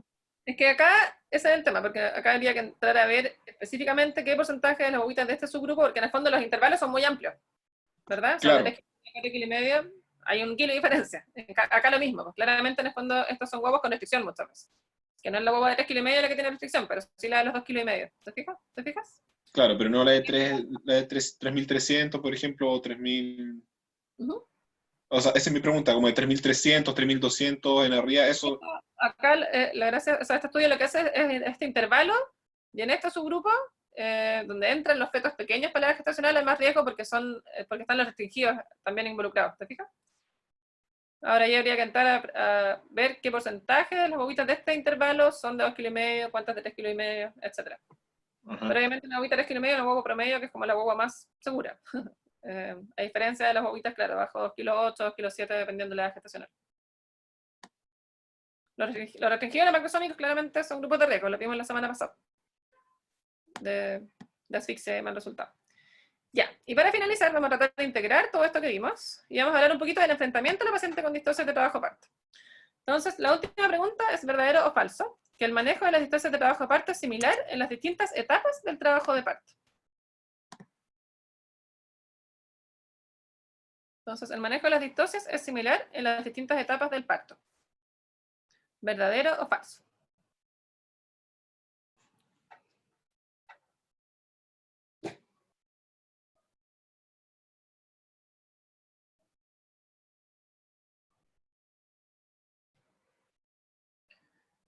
Perfecto. Entonces, claramente es falso, porque obviamente el manejo va a ser muy diferente en una paciente en fase latente, que ya dijimos que no es una distosia, pero a veces igual puede hacer como un manejo un poquito más activo, versus una paciente en expulsivo o una paciente en fase activa, ¿verdad?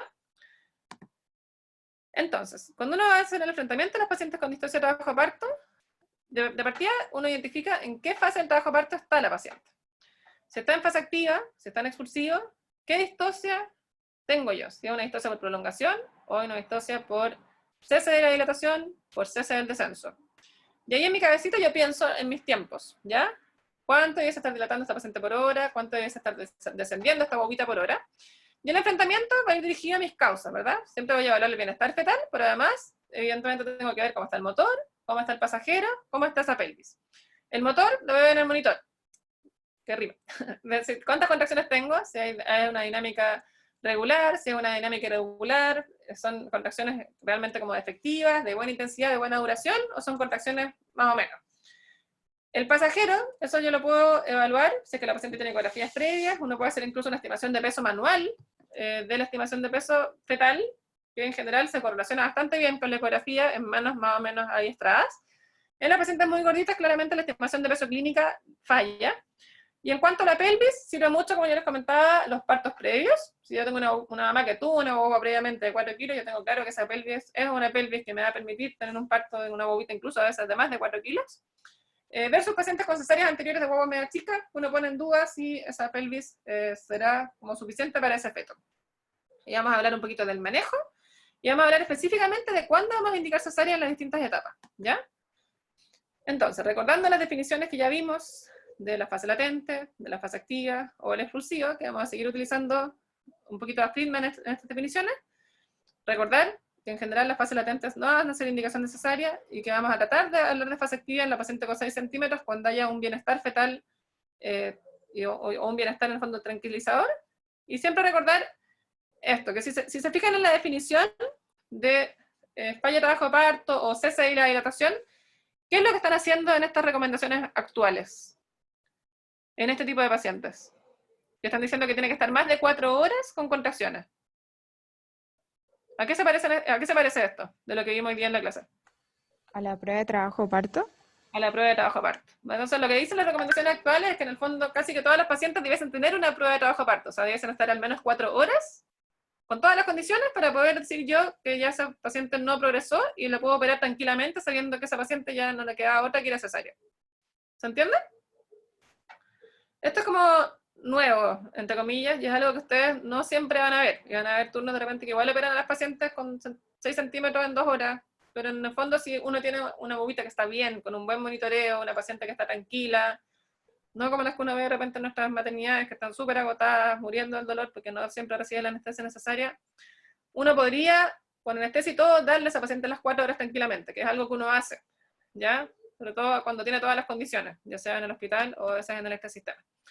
Entonces, cuando hay una fase latente, prolongada, o un falso trabajo de parto, que ya dijimos que es más de 20 horas la primigesta, más de 14 horas la multípara, siempre uno evalúa el bienestar fetal antes de continuar. Si la guagua está con sufrimiento fetal, con un monitoreo de categoría 2, y la paciente está recién con 2 centímetros y además con un meconio, chao, se sale. Pero si tengo todo a favor, líquido claro, monitoreo normal, categoría 1, yo evalúo cómo está el motor, que es la principal causa de una fase latente prolongada, y puedo hacer un manejo expectante en una paciente con buena tolerancia, que está tranquila, o en cambio, ya si la paciente tiene 40 semanas y media, puedo hacer un manejo más activo, le podría romper membrana, o acelerarlo un poquito, pero es súper importante que no haya una indicación necesaria en una fase latente prolongada si es que hay un bienestar fetal.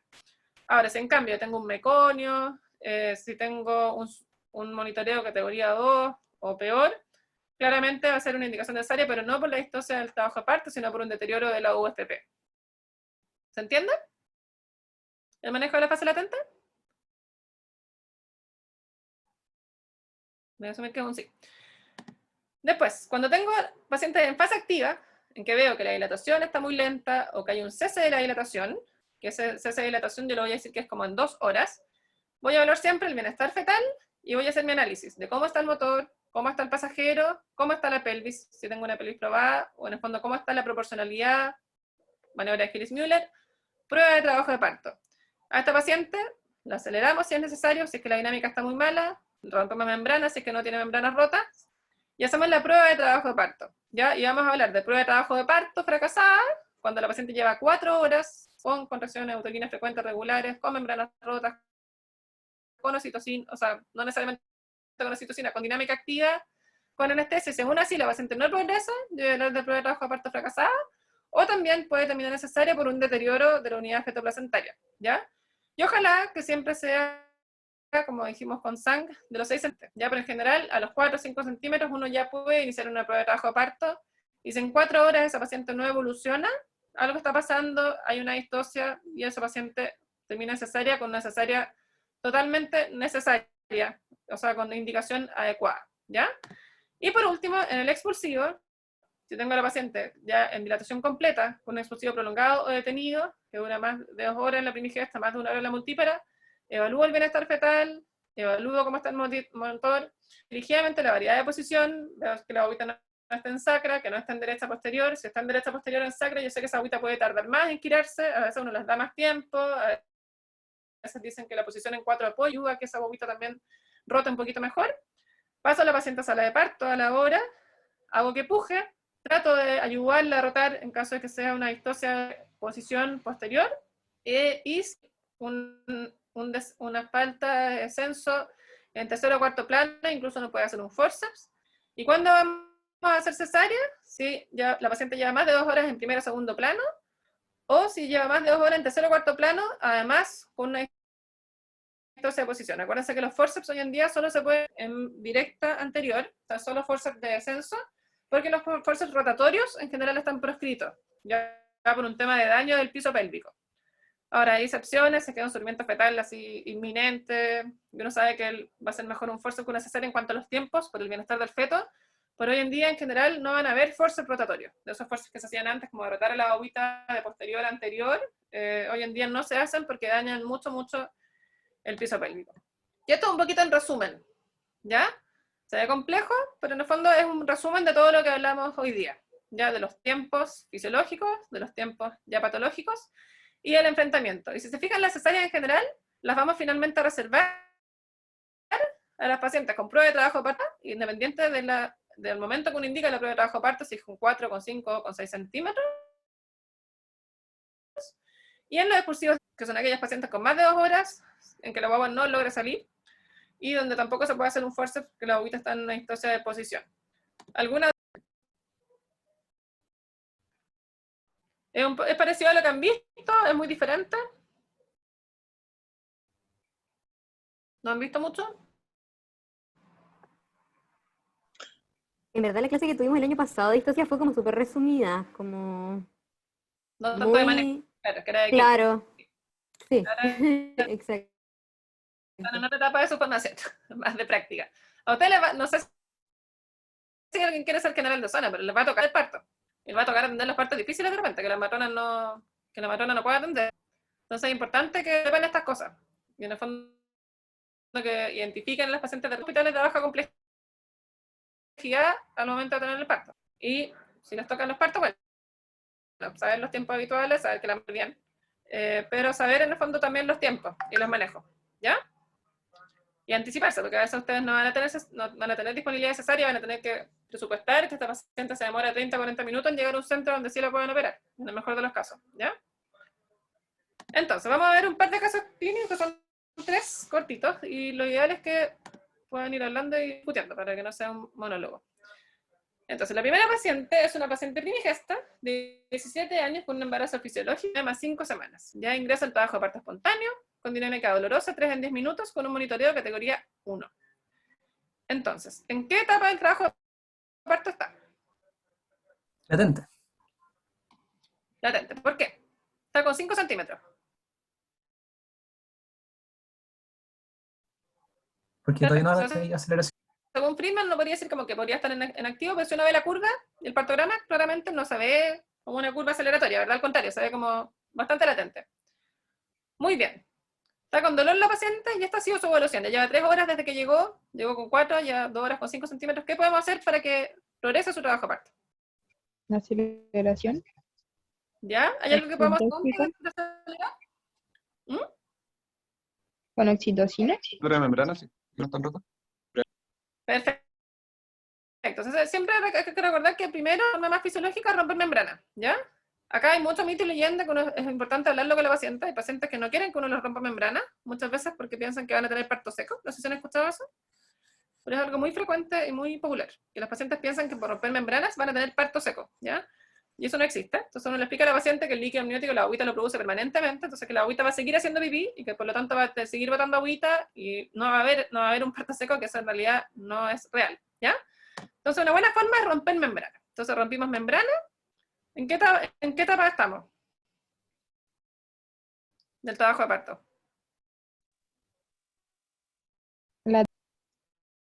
Seguimos en fase latente, ¿verdad? Y parece que la rotura de membrana no funciona, porque a la hora seguimos igual, con 5 centímetros. Entonces ahora sí, es que estamos con 3 en 10 minutos y no mejoró la dilatación, ponemos oxitocina. Estamos. Sí,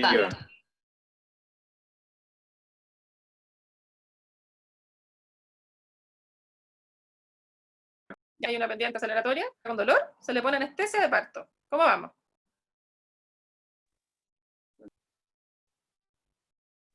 ¿Cómo está su dilatación? ¿Está adecuada? ¿Media lenta? ¿Prolongada? De los 7 a los 8 se demoró 3 horas. O sea, dilató. Va bien, porque la anestesia igual disminuye un poco la... Acuérdense que en general la anestesia no disminuye la dilatación. Lo que sí disminuye es el expulsivo, porque la paciente pierde el pujo. Como que se le bloquea un poquito el pujo. Dependiendo de la anestesia, pero muchas veces se bloquea en la mayoría de las veces. Entonces aquí hay como una dilatación un poco prolongada, porque de los 7 a los 8 se tardó como 3 horas, ¿ya? ¿Qué podemos hacer ahí? ¿Alguien opera a esta paciente?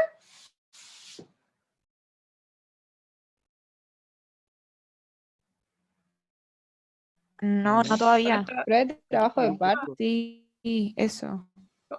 Prueba de trabajo de parto, ya en general es raro indicar una prueba de trabajo de parto a los 8 centímetros, ¿ya? Pero tampoco tiene indicación de ser esta paciente porque igual está progresando, lento pero progresa, ¿ya? Entonces aquí, ¿qué tenemos que chequear? ¿Bienestar fetal? Ya, bienestar fetal, está perfecto, categoría 1. ¿Qué más? La posición. Ya, perfecto, variedad de posición. Con 8 centímetros en general no puede palpar la variedad de posición. Súper bien. ¿Qué más? Acuérdense del orden. Bienestar, motor, ¿verdad? Vamos a ir a ver cómo está la dinámica. Si a veces puedo anestesia, acuérdense que la dinámica tiende a disminuir, entonces a veces llegan de la anestesia, se les olvida chequear cómo está la dinámica y a veces puedo anestesia, como que el útero se queda dormido, se dan las contracciones, bajan a 1, 2 en 10, y a veces uno pierde esa hora o esas 2 horas porque la dinámica disminuye mucho. Entonces revisamos el motor, revisamos el pasajero, que es para ver en el fondo la variedad de posición, chequeamos si será muy grande la guagua, si será muy chica, y la perimetría vamos a hacerlo en el fondo con esta prueba de trabajo de parto que ya está como en proceso en el fondo, porque ya está con membranas rotas, está en fase activa, está con anestesia, ¿verdad? Y además con oxitocina. Entonces, está con dolor, está con buena dinámica, se le pide un refuerzo anestésico, y esa es su evolución. Diagnóstico.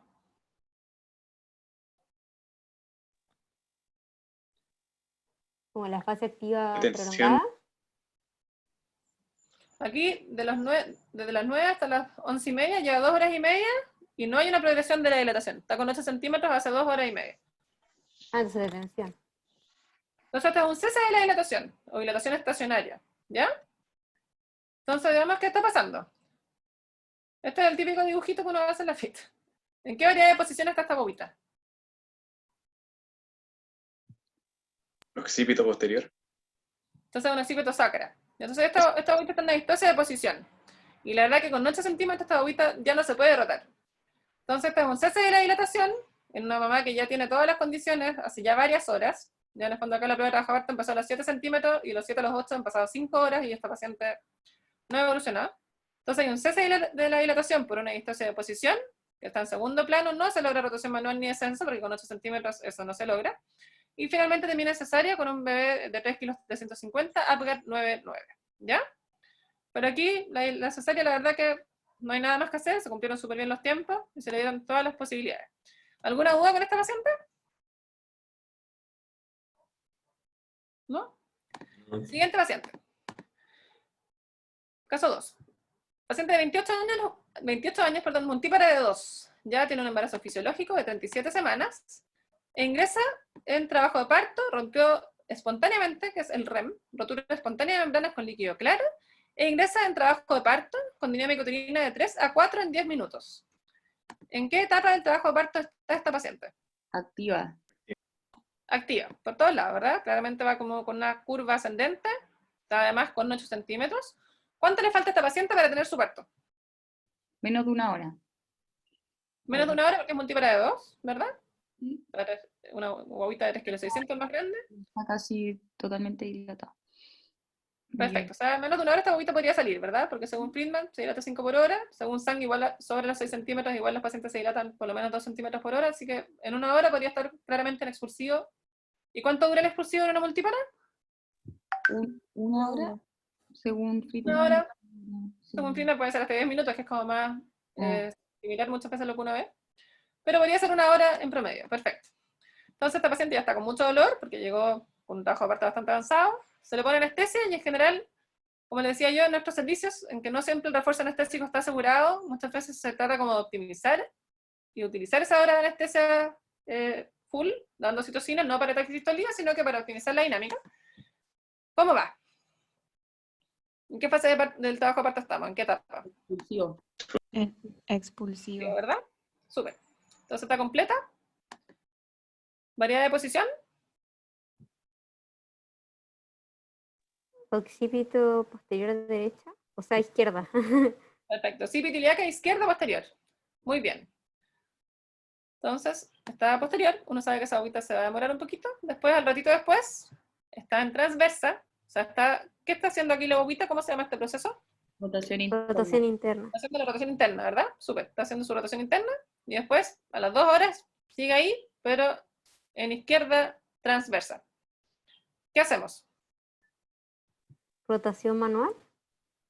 Ya, entonces nuevamente verificamos cómo está el bienestar fetal, vemos cómo está el motor, y bueno, esta paciente ya está en expulsiva, entonces claramente ya llevamos 2 horas, la pasamos a parto, sí o sí, ¿verdad? Se pasa a la sala de parto, y en el fondo vemos refuerzo anestésico, ya parto, porque a esa altura ya la anestesia se le pasó. Y esta paciente finalmente evoluciona con un expulsivo detenido, con una occipito ilíaca izquierda transversa en tercer plano, con una distancia de posición, se logra la rotación manual, perdón, ahí. Ahí sí. Y se logra atender el parto con un recién nacido de 3,8 kg, Apgar 79, ¿ya? La verdad que esta rotación manual, en izquierda la mayoría de estas boquitas rotan solas, ¿ya? Pero a veces por los tiempos uno se pone más a por un sitio y los gira, pero las derechas muchas veces necesitan ayuda para lograr rotarlas. Y como les decía, no siempre lo logramos, a veces boquitas cuando las logra rotar, y uno se entusiasma, como que uno ve que la boba rota, incluso desciende, pasa la contracción, y el ratito la bobita se vuelve a girar y se vuelve a subir, y después con la otra contracción no, vuelve a empujar, vuelve a bajar, y así se llega, sube que baja, sube baja, ya esas las bobitas finalmente no bajan y son distancias de posición como persistentes que no se logran mejorar. Bien, y la última paciente es una paciente de 34 años, multípara de 1, una agüita de 2,6 kg, actualmente tiene una diabetes gestacional insulino requirente con regular control metabólico, e ingresa con 38 semanas para inducción de trabajo de parto con un BITSOP 9, ¿ya? Tiene actualmente contracciones 3 en 10 minutos y está abierto su partograma con esa curva. ¿En qué fase está? ¿O en qué trabajo? Latente. Ya, fase latente. Todos lados, ¿verdad? 4 centímetros, pero con una curva planita. Entonces se hace RAM, con más aceleración oxitóxica. Esta paciente está en inducción, que ahí un poquito más activa, se rompen membranas y empieza la oxitocina directamente. Ya a esa altura está con dolor, así que le indican la anestesia. ¿Y ahora en qué fase está? ¿Mm? ¿En qué etapa está dando ¿Activa? trabajo? Igual no subió tanto. Estamos como ahí. No, como ni activa ni latente, pero pareciera como que se está activando, ¿verdad? Pareciera como que estuviera avanzando. Entonces, pasaron 2 horas, le ponemos un refuerzo anestésico, y ahí va. ¿Cómo va la paciente? De los 6, o sea, perdón, de los 5 a los 6 se tardó 3 horas. Está 0,3 centímetros por hora. ¿Cómo va su dilatación? ¿Podría haber una distosia acá si le tuvieran que poner un nombre? Prolongada, prolongada. Es una dilatación prolongada, una prolongación de la dilatación. Perfecto. ¿Qué hacemos? Aceleración oxitocina. Ah, no, pero está con oxitocina. O sea, chequear el bienestar fetal, el motor. Bienestar fetal, motor, pasajero. Sí. ¿Será grande, será chico? ¿Cómo está la ecografía de ese día? Y la pelvis está Caliente, aprobada, pero para 2 kilos frío. 600, que no es una pelvis así tan espectacular. Eh, Perfecto. ¿Alguien opera a la paciente en este momento? ¿Se está con bienestar fetal y todo ok? No. No, ¿verdad? No hay indicación porque no tiene una dilatación estacionaria. Sí, hay una prolongación de la dilatación, pero ya sabemos que está empezando a los 6 centímetros. Entonces, ¿qué podemos hacer acá? Le damos un poquito más de tiempo, rechequeamos, optimizamos un poco la oxitocina, la paciente le sigue doliendo, le vuelven a poner un refuerzo anestésico, y ya después de los 6 centímetros, en 2 horas persiste con los mismos 6 centímetros. Diagnóstico. Cese de la dilatación. Cese de la dilatación, ¿verdad? Entonces aquí, según la recomendación actual, uno pudiese, por ejemplo, prolongar el periodo a 4 horas. Por eso lo que yo les decía que hoy en día igual cae en duda un poquito si se hace. Ahora, según la recomendación, como que uno podría empezar, según el partograma de sangre y según las recomendaciones actuales, la prueba de trabajo parto acá, con 6 centímetros y darle 2 horas más, ¿ya? Pero la verdad que igual estas pacientes, insisto que es caso a caso, esta bobita es una bobita de hijo de madre diabética, en este caso no era un bebé muy pequeño tampoco, entonces uno hace toda la evaluación global y uno podría definir, en el fondo, si darle un poquito más de tiempo o no. Pero en este caso, bueno, se le puso refuerzo anestésico, y acá, claramente, ¿cuál es el diagnóstico aquí?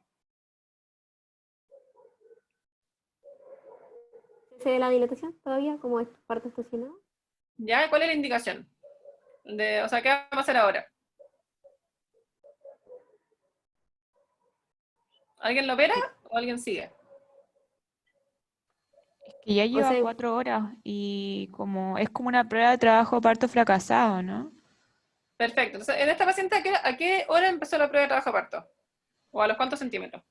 A los 6. A los 6, como a las 9 horas, 9, 10 horas. Bueno, aquí, si uno piensa en la paciente, ¿en qué momento empezó con todas las condiciones? Fue acá.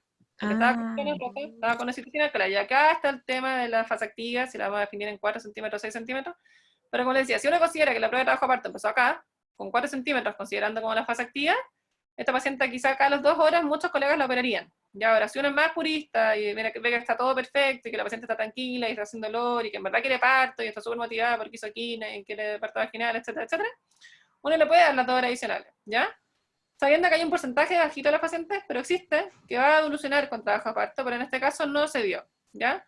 Y en este caso, en el fondo, esta paciente tiene indicaciones necesarias por todos lados porque ya se cumplieron los tiempos a cabalidad. Ya estuvo 4 horas con 6 centímetros, con anestesia, con oxitocina, con membrana rota y no progresó. Entonces, en este caso, hay una dilatación estacionaria, una probable expulsión cefalopélica, finalmente termina en cesárea, con 4 kilos 350, con un Apgar 8-9. Muy bien. No le puse las conclusiones, pero las podemos sacar en conjunto. Ya voy a dejar de compartir pantalla por si quieren prender sus camaritas. No sé si tienen alguna duda, es un tema que no es tan amigable, sobre todo por este tema de los partogramas. Está todavía medio controversial el tema de la institución de trabajo aparte. ¿Han rotado por preparto ya? ¿Quiénes están en preparto? ¿O quiénes han tenido posibilidad de ver un poquito el manejo de los partos? ¿Bien? Igual ¿La que preparto. Lamentablemente ahora no hacen turno, porque antes los turnos obviamente tenían mucha más posibilidad de ver los manejos, de atender parto incluso. Lo que vimos es parecido a lo que han visto en la práctica clínica, es muy diferente, depende del turno. ¿Cuál es su impresión de los partos? Depende del turno. Depende del turno. ¿Cuántas mujeres aquí presentes quieren tener parto?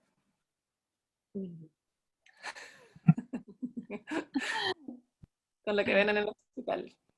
Es terrible, no se debería reír de esto, pero ¿le dan ganas de tener parto con los partos de hospital o no tanto? No, a mí después de hoy no me dieron ganas. Después de hoy no le dieron ganas, ya. Bueno, eso que todavía no han pasado por piso pélvico, que los pisos pelviólogos van a ponerle más hincapié a no tener parto. En general, los partos que ustedes ven en el hospital no son representativos de lo que uno puede tener como parto. Ya la verdad que yo, habiendo hecho la especialidad, yo hice mi internado en el San José, porque yo estudié en Lusach, y era un hospital que tenía 15 partos al día, 20 partos al día. Pero yo era anestesista, en el reparto 24/7. Entonces, en verdad, mi experiencia con los partos era buena, porque los pacientes realmente tenían anestesia de parto como correspondía. Pero aún así, después de la beca, a mí se me olvidó que eso existía, porque uno veía a todas las pacientes teniendo los partos en pésimas condiciones, como a grito. Y después yo cuando empecé a atender partos privados no podía creer que mis pacientes pujaran sonriendo. Y yo miraba esta situación y decía como, ¿cómo es posible que está la boba ahí y la paciente se ríe y pujan sonriendo? Y en el fondo sí se puede, pero obviamente con una buena anestesia de trabajo aparte, que ustedes en el hospital lamentablemente eso no lo van a ver, porque en nuestras maternidades no tenemos anestesista con nosotros. Y el refuerzo del parto, van a haber múltiples excusas de que no hay que ponerle anestesia porque si no, no puja. Excusas infinitas que esas no son reales. Ya la verdad que una buena anestesia de parto te permite pujar sin dolor. Y te permite bloquear el dolor sin bloquear la sensación de pujo. Y eso se logra. Y dependiendo del anestesista, que son pocos los anestesistas que les gusta la anestesia de parto, hay anestesistas que ponen muy buena anestesia de parto. Y en verdad uno puede pujar sin dolor y sin disminuir la efectividad del pujo y tener los partos de forma feliz, ¿ya? No significa que uno tenga que tener siempre anestesia. Hay mamás súper valientes que tienen los partos sonriendo sin anestesia. Pero obviamente en un contexto muy distinto de los hospitales, menos ahora en pandemia, ¿ya? Porque por último hay pacientes que están con dolor, pero con la pareja, y cuando estaba la pareja ahí, aunque no estén con anestesia, igual ese apoyo de la pareja es súper importante, y claramente las pacientes están mucho mejor, y salen más partos. Es increíble que el acompañamiento en el parto es un determinante de cesárea, porque vean que no todo es como médicamente explicable, ¿ya? Y esto hay un hospital, que es el Hospital de la Florida en Santiago, que es el hospital que tiene tasa cesárea del 15%, en que hicieron toda una intervención muy activa, con los colegas de años de trabajo, evitando la cesárea innecesaria. Hicieron una auditoría de todas las cesáreas, de las cesáreas por deterioro de la UFP, de las cesáreas por dilatación estacionaria, y en el fondo fueron como estandarizando las indicaciones reales de cesárea, criticando las cesáreas innecesarias. Habían turnos más light, otros turnos demasiado vaginalistas en ocasiones, y lograron en el fondo después de años un consenso. Hicieron partos personalizados, en el fondo con la pareja presente permanentemente, con posibilidad de distintos tipos de anestesia para la paciente. No sé si tienen en este momento como bomba de infusión continua, que la paciente regula su anestesia, pero obviamente tienen anestesista con ellos. Ya han logrado bajar la tasa cesárea hasta un 15%, sin disminuir, o sea, sin empeorar los resultados prenatales, sin aumentar la tasa de asfixia. Pero obviamente es un hospital, y que lo más bonito que además está cerca de una maternidad, no me acuerdo cuál es la clínica que tienen cerca, no sé si es la Indisa, pero en el fondo es una maternidad privada, y los mismos números se reflejan en esta maternidad privada donde están los mismos colegas del hospital público. Entonces es algo que se puede, pero obviamente requiere como todo un trabajo y una conciencia a nivel como sanitario, no solo de los profesionales de la salud, sino que también de las pacientes, porque también uno hoy en día se topa mucho con la paciente que quiere cesárea, porque sí, está un poquito como en retiro esa postura, pero obviamente estuvo súper de moda la cesárea innecesaria, incluso como que les da como una estatua a las pacientes irse como, hay cosas ridículas pero no las escucha, que le regalan la cesárea a la paciente. No, ¿por qué fue cesárea anterior? No, porque mis papás me regalaron la cesárea en la clínica. No, pero ¿por qué? Y después llega con la cesárea anterior al hospital, a veces hasta con agnetismo, o sea, cosas como bien increíbles, ¿ya? Pero bueno, mi mensaje que quería darle a las mujeres y a los hombres presentes que quizás a futuro van a ser papás, Y que no se queden con estos partos así de feos. No todos son feos, hay partos súper lindos, van a tener más experiencia y claramente van a ir reivindicando su... Pero como cerebro humano siempre se queda más con lo negativo. Piensen que igual la humanidad ha subsistido con los partos vaginales. Y se pueden tener partos bonitos y sin dolor y con mamá y guaguita y papás felices. Pero estos tiempos en particular, además con las mamás solas, está muy fome. Y por eso que ustedes cuando están en preparto, cero celular y tienen que acompañar a las pacientes. Y explicarles. Ya, porque al final lo que tienen las pacientes es miedo. Si uno les explica, aunque sean partos de repente súper dolorosos, si uno le dice, ¿sabe qué? Yo soy Giorgio, yo me voy a quedar con usted hasta que su guagua nazca, yo la voy a acompañar, apriétame la mano cuando quiera, lo que quiera. Los pacientes se sienten súper apoyados y después lo agradecen. Y como que cambian el switch y como que se enfocan. Eso uno dice, ¿sabe qué? Ese dolor, piensa que no le queda nada para conocer su guagua, piensa que ese dolor es porque su guaguita quiere salir. Hay siempre como formas de que la paciente como que conecte y se escapa un poquito del dolor. Cuando se puede. Las pacientes haitianas son más complejas. Hay una brecha mayor, pero se puede. No sé si hay algún comentario, alguna duda de la clase. ¿No? Bueno, tratan de como ir haciendo estos análisis. El puerperio es una unidad que de repente es como subvalorada, pero yo encuentro que el puerperio es muy bacán. Es como un lugar demasiado útil para el aprendizaje, porque uno tiene todo.